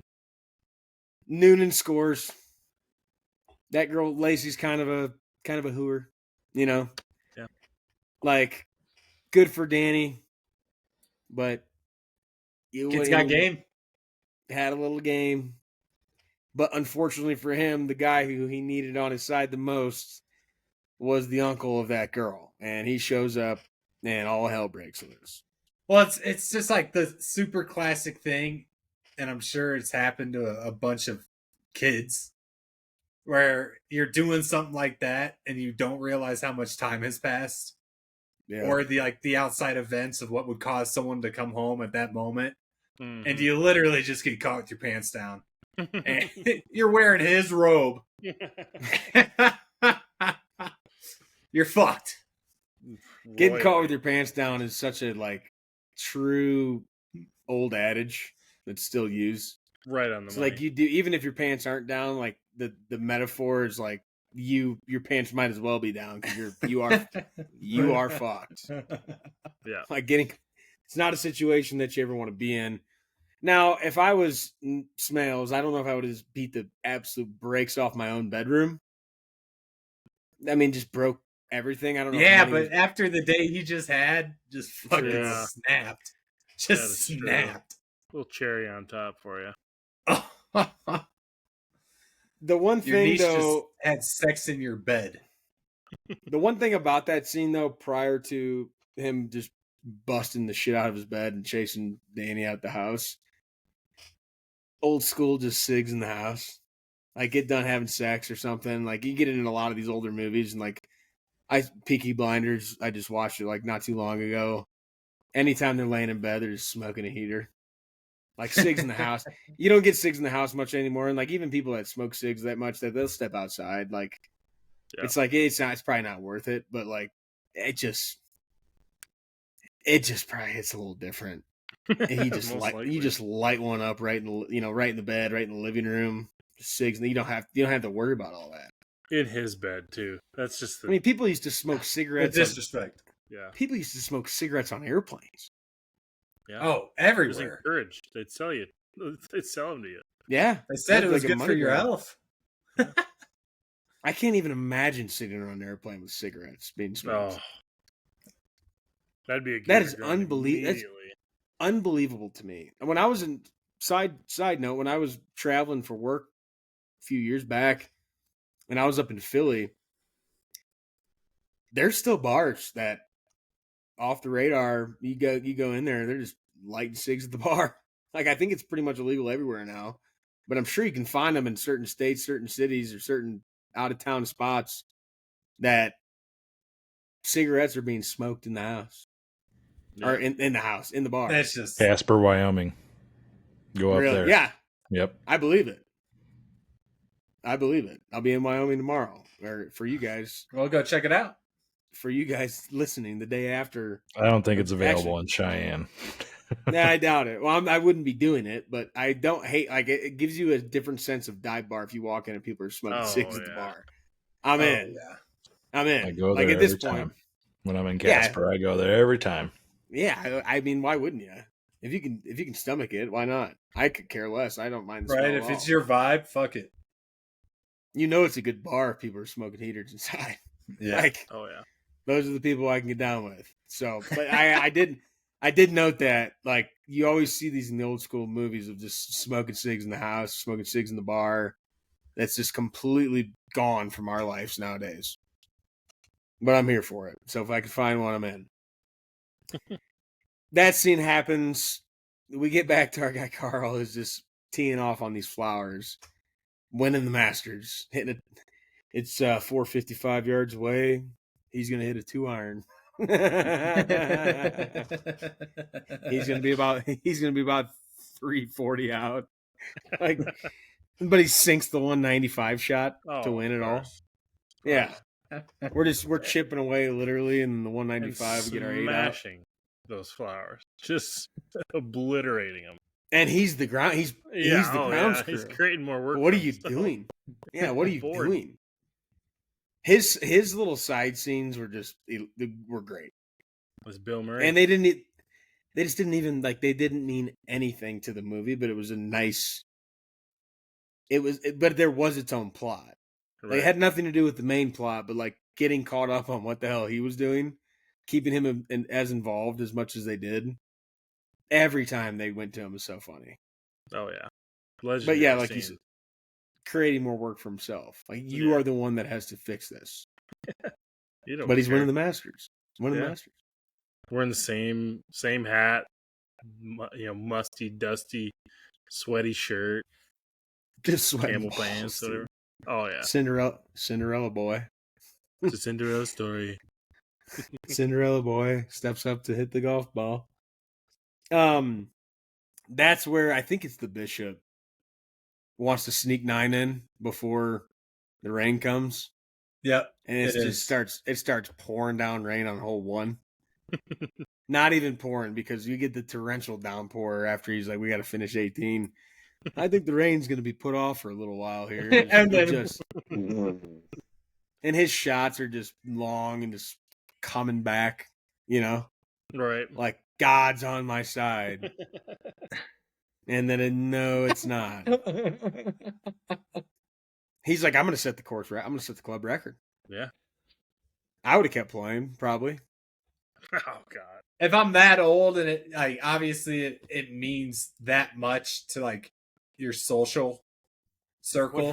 How long has he been a member, and how has he ever had the club record? How long has Right. the club record been there? Right. If he's that close and like this is all happening, I'm playing. why would you not finish the round? Like, yeah, it sucks, but dude, you're shooting the best game of your life. It's only 9, wasn't it? No, he ended up going 18. They 'Cause he's finished playing 9. Oh, okay. I was gonna He say, wanted- yeah, he's he like, ended I up just going- want to get 9 in. Yeah, and he was playing so well, he was shooting. Then he was like, I'm gonna go for the club record, and they went to 18. That's when it started pouring. And I think his luck ran out on 18 when he misses the Yeah. putt and gets struck by lightning. Yeah, A line I heard a couple times: rat farts.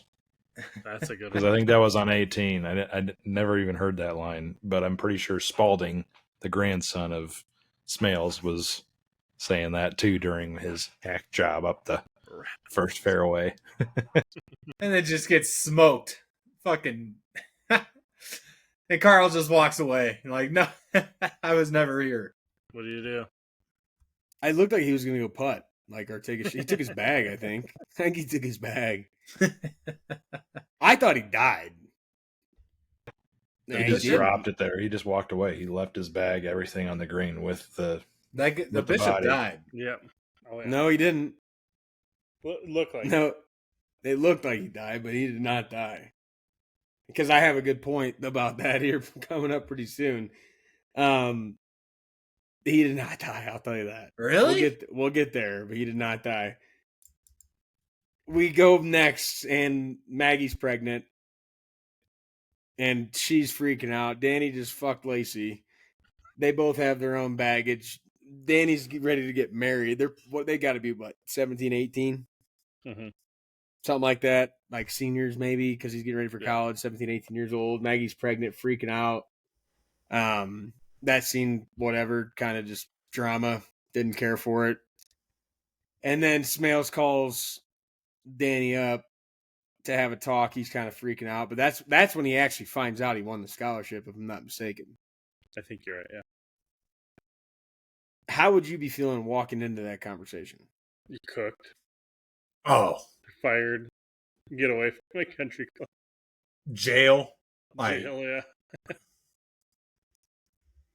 Jail? Yeah, I don't know. For having sex? he's a judge. Yeah, I nobody. mean, for I having sex? understand that, but he's gonna put some charge on you, breaking and entering. Like, he's like the most powerful man around town. Like, Judges are impartial. I see. yeah, I but see he's where you're threatened going. to. I see where He's you're going. threatened that Yes, before earlier in the movie. You think he put him in jail for screwing his niece? I'm saying it's a possibility. He's saying, Brendan, that like when you're going into that conversation, your nerves are telling you all the worst things. I think that's what As an he's trying to 18-year-old say. kid. Yeah. Yeah, it would have been intimidating. I don't think you would have found out that you're winning the Caddy scholarship. No. Because he's asking him about if you want to be good or you want to be bad. And he's like, I want to be good. and kiss his ass. You just won the scholarship. And this is where Geese, right after, down at the bar, Smales goes in, and this is where the whole game breaks out of the next day of the match. The Bishop's pissed drunk at the bar, and he's like talking about how God's not real. He's like, you're the bishop. He's like, God's not real. Because he just got struck I've never by noticed lightning. that. Yeah, that's the bishop. I forgot it He's was He was him. complaining about, don't ask me for another drink. You don't ask, or I don't know, I'm going to botch it, so forget it. But he was like getting all upset because like, you want another one? Yeah. He's like hammered at the bar, and he's just absolutely distraught. And that's when Rightfully they're talking so. about, yeah, he's got struck by lightning. Which is insane. Are you looking it up? Are you trying to see if I you forgot about I it? mean, I obviously I looked it up because I thought I was right, and the AI overview says that he dies, but I think you proved that he didn't. So then there's no I think point it in might be mentioning a it. different person, but maybe not. No way, dude. There's no way that's not him. Like the way he was phrasing, and he says word for word, "You're the bishop," to him. And that's when he's like, God's not real, because he's distraught from getting struck by lightning. The character itself, maybe, I Yeah, doubt no. it changed. Yeah. The guy at the bar in Yeah, no, Caddyshack you're right. complaining about God is Lou, the bartender at the Bushwood Country Club. In that scene, Lou delivers the deadpan line. So I got that going for me, which is nice, is what it says. I don't know. AI is all over the place with this. That's, when we're Yeah, trusting that's the AI. so wrong. You're right. On YouTube, God forbid- the Bishop's final But- round. The Bishop's Yeah. final God forbid round, we struck actually by look it lightning. up Yep. and not trust AI. Right, Yeah. that's what I'm saying. But then it goes, oh, the scene you're thinking of. It's the bishop who plays the best round of golf of his life in a thunderstorm. He's struck by lightning and later sits at the bar, soaking wet and angry. He says something like, there is no God. So Brendan's right. Yeah. It's very, I thought that was extremely funny. Because you just see this guy He's just the bishop. hammered at the bar. And he's just, everything in his life, at however old he is, just has completely changed. Because God was helping him the whole time, remember? Like, God's pushing the ball back in the hole. And then he gets struck down, and now God God's helped not him real. for 17 holes. Fucked him on Dude. one. God's not real. Great comedy.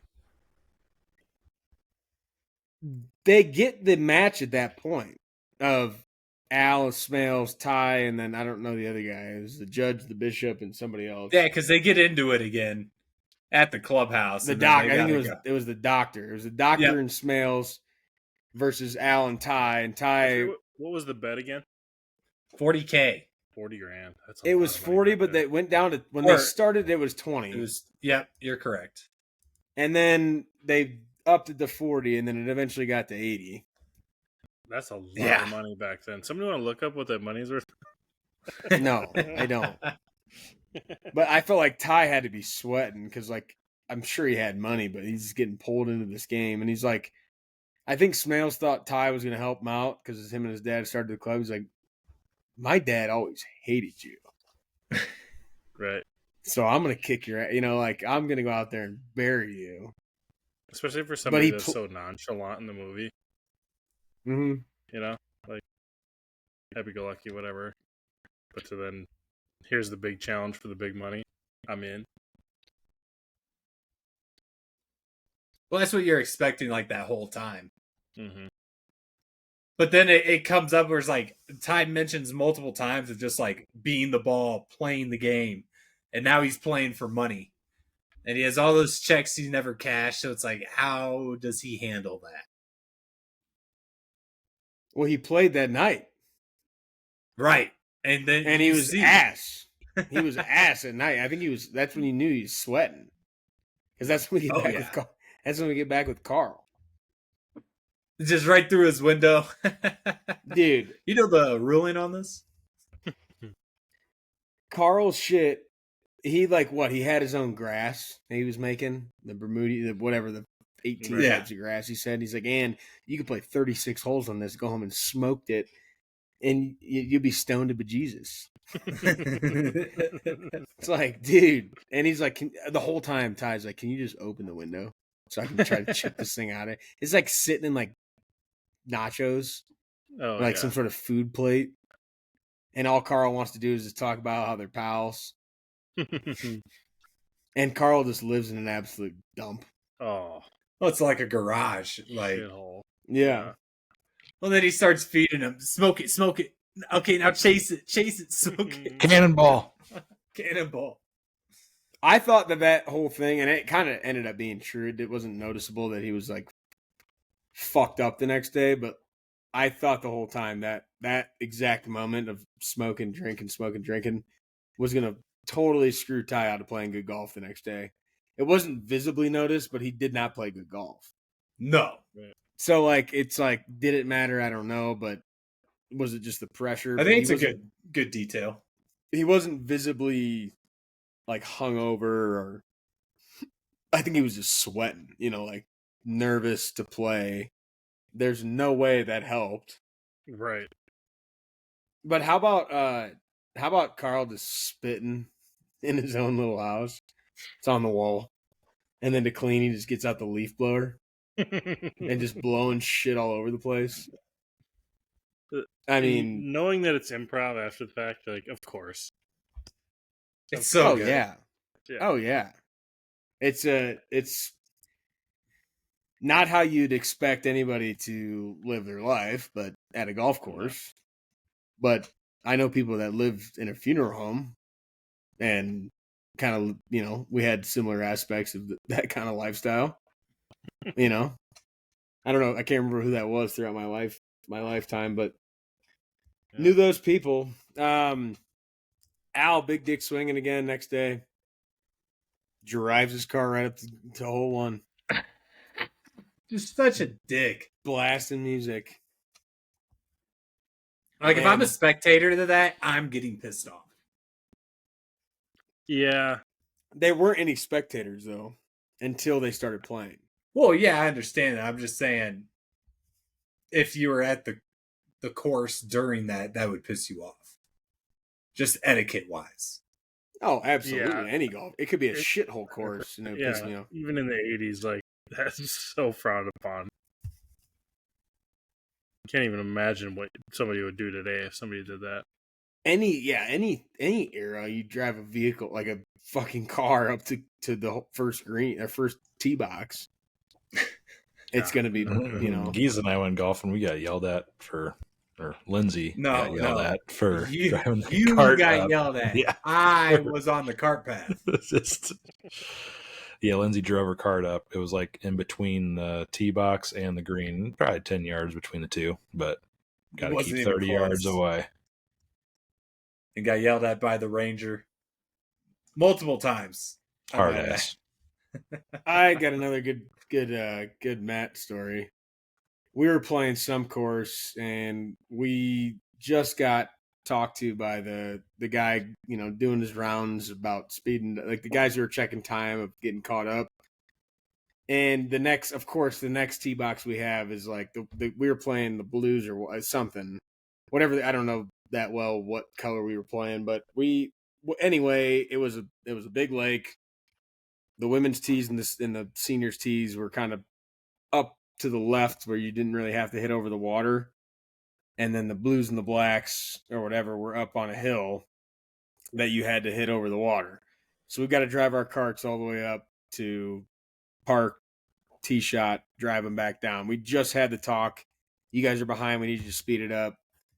So I'm riding with Matt, and we tee off, and the other twosome we're playing with drives down. Matt's driving the cart, flips that thing in reverse, and just starts going backwards down the hill. And I'm sitting there like, dude, we're gonna get kicked off this course, dude. Beep, beep. And we just turning around and looking, and I'm just sitting here like face palming, like my hands down, like we just got told to speed it up, stop being assholes on the course, and we're just reversing down this hill. Like there's probably another cart coming up next to us soon. But yeah, to drive your actual car up to the tee box, that's a little bit different of a story. But it just kind of fit Al's character, and Ty slams his damn hands in the door, and it's classic Chevy Chase. Smails is like, get this car out of here. And he's like, oh, it's over there. It's like a European car. So the steering wheel's on the opposite side. And now I'm thinking that him slamming his finger in the door probably also had something to do with, in the moment I saw it, but I also thought the cannonballs he was doing at Carl's shed might have had something to do with his bad golf. They did not help. None of it could have helped. No. None of it could have helped. But Danny ends up caddying for Smales. Reason number three, third time's a charm. Ty's in trouble. Doesn't have his caddy. Yep. So Danny's with him. We cut back to Carl setting explosives around the whole golf course. Squirrels and rabbits are made out of clay. Just he had to have had 35, 36 of those things. There were so many gopher holes. He was given the mission to eliminate every gopher on the course, and he was going to succeed. He made a full rifle with the flashlight and a scope on it earlier. Right. He's tried to wash them out. He's tried to shoot them. Now we're going full on explosives. And they kept cutting back and forth between the golf game and Carl, just dropping bombs in these holes to eradicate these gophers. And I think at that point is when Al breaks his arm. Clanks one off the crazy golf injury. ball washer. Clanks one off the golf ball washing machine and just hits him in the arm, breaks his arm. What is he supposed to do? Right. So, knowing that you had only watched bits and pieces of this movie, do you remember watching the ending, like from this point on to the end, or do you remember watching like beginning of the movie part? I just remember like bits and pieces. It's like every Christmas you get the Christmas Story on, right? And you just see parts of it. Even that movie again. It's like have I sat down and watched it start to finish? I don't know. Right. I had not watched the like full ending of this movie. No, it's theater. That's great word. This era of movie is just legendary in the 80s of starting a movie. Obviously, the middle's good with all the comedy, but the final scenes are always electric. Yeah, and then Danny gets plugged in, which Danny's gonna play golf. Mm-hmm. And now, Ty didn't really step his game up, but and that's when they raised it from 40 to 80. Yeah. No, I think they raised it to 40 because they go to 80 on the final green. Oh, yeah. The final green is double or nothing. He makes his putt. Yeah, that's when it gets to 80. Yep. Yeah, double to make. They bet it at the turn or whatever they're doing, having lunch. They get up to 40. And then they drop another bag on the 18th green. I don't want you to be wrong twice, but I think you're wrong again. I know you're wrong again. All But right. anyway, Danny gets in, be the ball, be your future. Ty's gassing him up. Ty's playing like ass. And if I'm Danny, you need Ty. Because you've watched this guy play thousands of rounds of golf on this course, and he's shooting in the 60s. And he's playing like ass. And you're hoping that the caddy comes in and plays better golf than you, and you wouldn't teach me anything? Yeah, but the caddy did win the tournament, so Well, Ty knew the He's a caddy good was bet. good, but they should have mopped the floor with those old guys, oh yeah, and they weren't. they're choking. Pressure was getting to them. Yeah, and pressure's that's at the moment. they're playing the back nine. They're getting through it, and they get to the final green, and that's when you get the Billy Barrow of Smales pulling out the old putter to sink because the doctor bricks it. The Billy Barrow comes out. The Billy Barrow, he sinks it. Goes Ty nuts. misses. Goes nuts. Oh, Like, nuts! And like the freaks whole out. time, he's in that yellow shirt. I was just waiting for well, we're waiting. Like I knew that line, and I couldn't. I knew it was coming. I just couldn't think of where. Right. Like that's such an iconic meme and gif. Like I knew that outfit, that guy. Like he says this, and it wasn't happening, and we finally got it. And that's when Ty bricks his putt. Danny's got the shot to win it, and that's when Al says double or nothing, and the judge takes it, and it hits $80,000 a pop.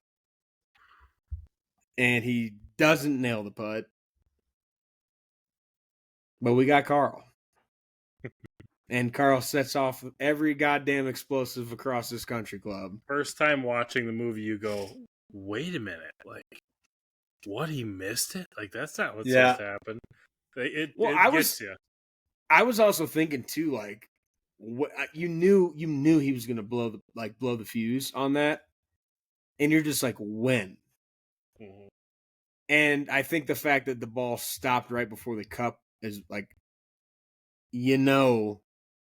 him blowing up this entire golf course that ball is going to fall. Right. And I think only Lou, the caddy manager of the course starter, was watching the ball. Maybe Danny saw it. He was just in shambles too, but Lou was watching it because the whole world is shaking at this point. Yeah, Lou was locked There's just in. Lou was locked in. Explosives going off. And They did that scene without informing the airport that it was right next to them. They just blew that shit up. I wonder how many actual explosions went off in that scene because it looked like there was about 25 or 15, 20.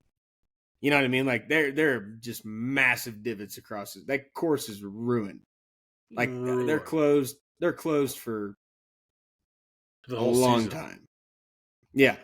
Yeah, easily. You're not opening back up after that. But he's getting his job done. He's told to get rid of the Gophers. It's one way to do it. But he didn't. And he didn't. But he didn't. But he didn't. Before that, though, I love the fact, I'm pretty positive it was Carl that he pressed the dynamite down. He's like, 4? 4? Just explosive everywhere. It's a birdie. They win the $80,000. Al's got his boys coming to chase Smales down because he says he's not paying them. Rocco, Moose, find his checkbook. And they just, they're hunting him down, and kind of a low key ending, except it ends how it starts. The Gopher gets back to his groove because Carl didn't get him. Nope. That motherfucker was not going to be killed, and Carl didn't get him. Carl got up fired. a sequel too. I saw That's that there the was sequel. 2 of them. Yeah. Was the sequel good? I don't think it's. No. I can't imagine it was that good. I don't think I've seen I it. doubt it. I haven't No. seen it. No. That was an 8 years later movie. Someone needed a paycheck. Yeah. But We ties say that a kind of lot. to Happy Gilmore with the gold jacket, Yeah. with Shooter. Yeah. Get his checkbook. I'm sure they kind of got those vibes from that too. It's a good point. But overall, I mean, like I said, first time I probably sat down and watched this movie. Low key ending, great movie. I mean, I understand why the hype behind it. It would be funny again in a week. Exactly. There's never a time I think that would be bad to watch this. I literally can't think of a time that would be, hey, you guys want to watch Caddyshack, and you throw it on and you wouldn't enjoy it. Yeah. You know It's what I an mean? all Like there's timer. not. You could think of specific scenarios where like, oh, we wouldn't want to watch it at this point, but like for the most part, any just throw a movie on by yourself, significant other, with the boys, with the girls, like this movie's funny. You might not get all the jokes like you said, but this is just an anytime, anywhere, any place movie. Yep. Very good. Loved it. And now I want Will to watch always more love Chevy it. Chase. Yep. Loved it. Will always love it. Great acting. I think I'm in the double digits now of seeing it. Maybe not double digits of seeing it all the way through. But like you said, there's never a bad time to watch a Chevy Chase, Bill Murray, Rodney Dangerfield type movie.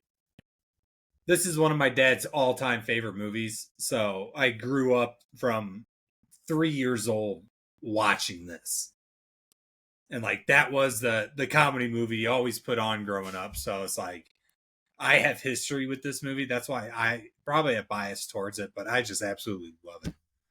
Just hits every mark. Shout out to your dad. Yeah. Hope he's listening. It was just always on cable TV, just Yeah. whatever channel. Like I don't. It was just always on when you're just hanging out at the pool, like coming in for a bit, having some food or whatever. It was just always there. That's why I never really actually watched it all the way through. Yep. It was just always on, and that's why I saw bits and pieces of it. I feel like that happens with a lot of these movies from back then. They just Yeah, I wonder about that. Like, how many more of these movies will we find? Because I know all 4 of these movies in the summer series were classics.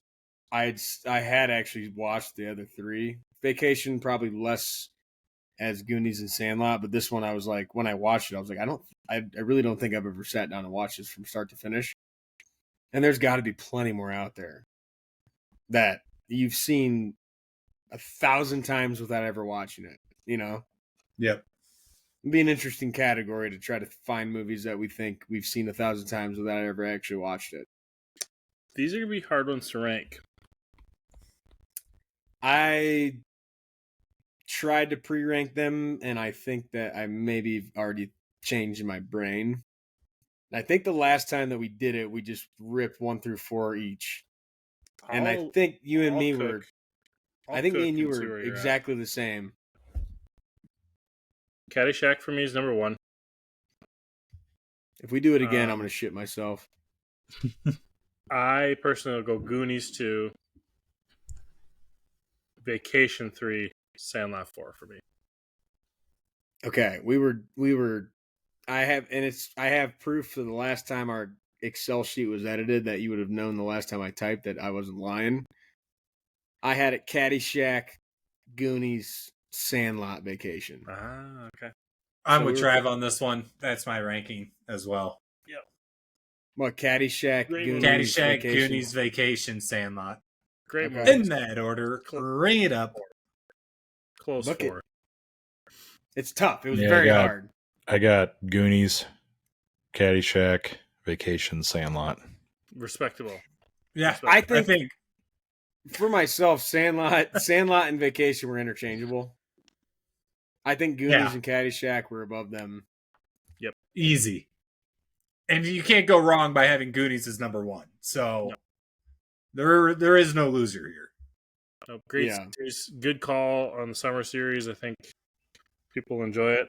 I enjoyed it. I'm excited for the next one. I picked 2 of them. You're welcome.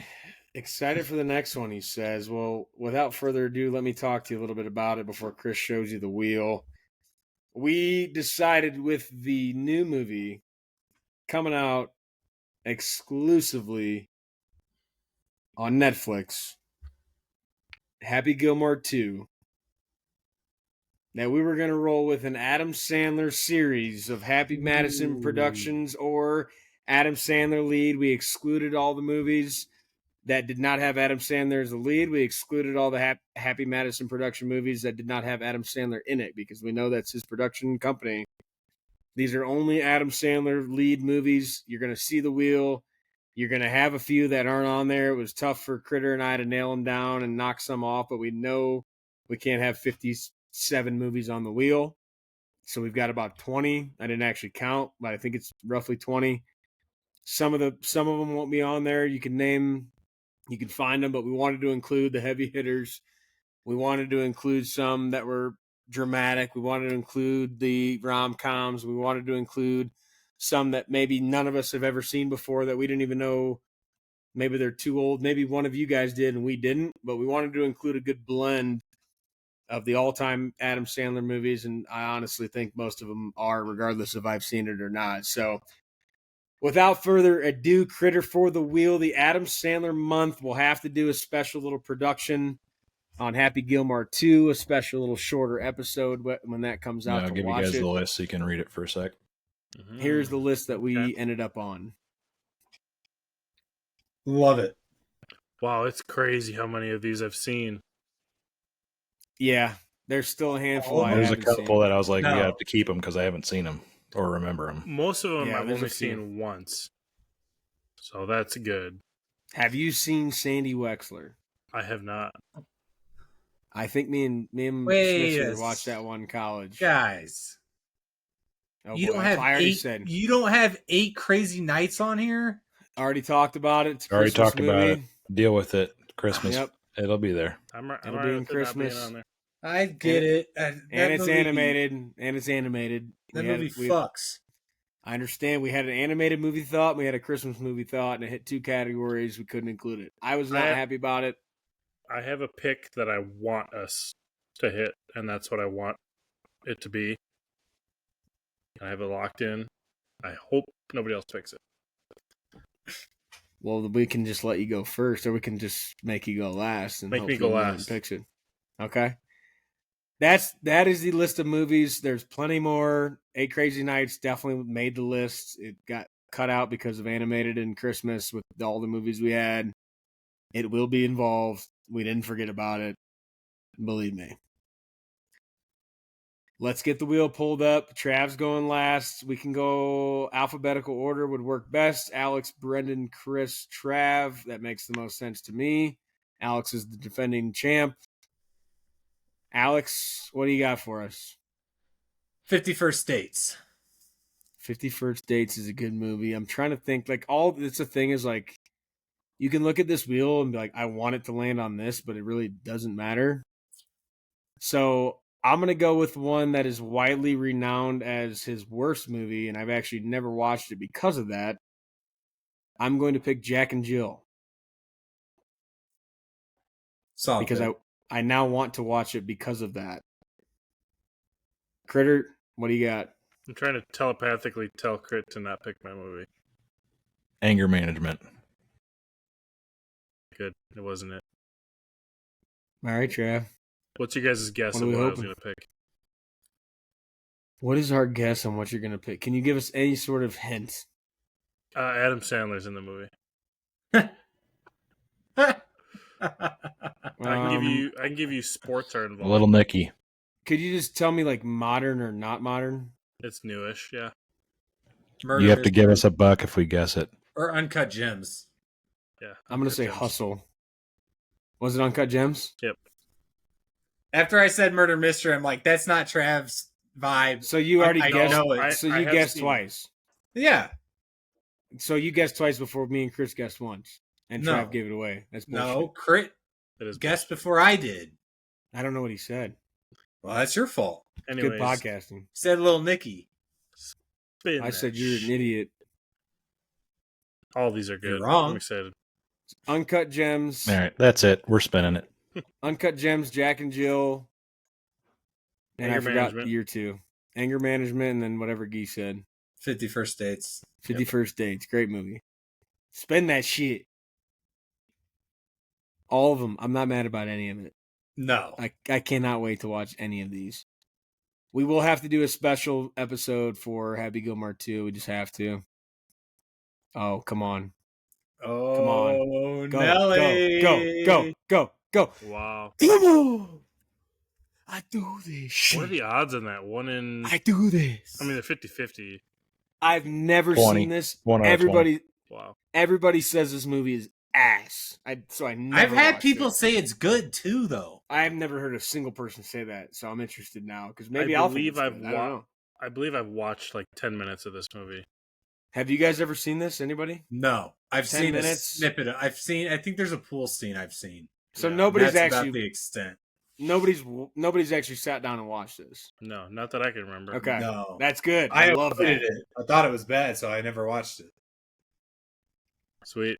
I love that. I love that. Those are some of the better ones that we can do because you Welcome never to know. the win column, buddy. Welcome to the club. I know. These I know. losers. I don't think I'll ever get one. 1 in 20. It just sucks that you hit it when Geese just hit it last week. So I now know. it's like Yeah. $4. Well, it doesn't really But matter. eventually, it's going to go on a fucking run, and it's going to be like, Yeah. 150. It's kind of crazy. I mean, it's 4 out of 20 is what, 20%? I mean, we got Well, I mean, it's 50-50. true. One of us is going to hit it or we're not. Right. Jack and Jill, Happy Madison, Adam Sandler. Series of 4. I cannot wait. Another heavy hitter wheel. No idea what we're going to do after this one, but it's going to be fun. We did last week our Fantastic Four movies, which if you're listening to this right now, you're going to have seen the list of the Fantastic Four without knowing which one of us had picked them. Or I guess if you listen to the podcast, you'll know. But we're going to promote that. And guys, we want to do a popcorn draft every set of 4, episode 3, episode 4, whether it's actors, it's movie snacks, it's villains, it's whatever you want to call it, coming up with new themes of doing a draft, making a list of 4, finding out what you guys think. Did we miss somebody? Did we miss a movie? Did we miss an actor? We want to know, but thought it would be a good idea. So going to do that again every set of 4 so we don't get run out of topics on that. But again, another great podcast, a great series. All 1900s movies, 90s, 80s. Like a blast from the past. Legitimate classics. Yep. Legitimate classics. They weren't the only ones on the wheel, but that's what we ended up on. Loved doing this one. We had all seen, I guess I hadn't seen Caddyshack legitimately, and Critter kind of in the same boat as me there. But for the most part, I'd seen these movies. A lot of you guys probably watched them too. Adam Sandler probably won't be too far off, but we're starting off with a movie that the 4 of us hadn't seen, and Jack and Jill, widely known on a lot of different sources as the worst movie he's ever done, which has steered us away from it. So very, very interested to see where the boys come in next week when it comes to Jack and Jill and the review and kicking off the Adam Sandler month. Thanks for listening, guys. Make sure to check us out on Spotify, YouTube, Apple Podcast, Amazon Music. Follow us on Instagram for all the updates. Follow us on X, the Everything app. Everything happens on X, and sometimes we post on TikTok, guys. It exists, so sometimes we use it.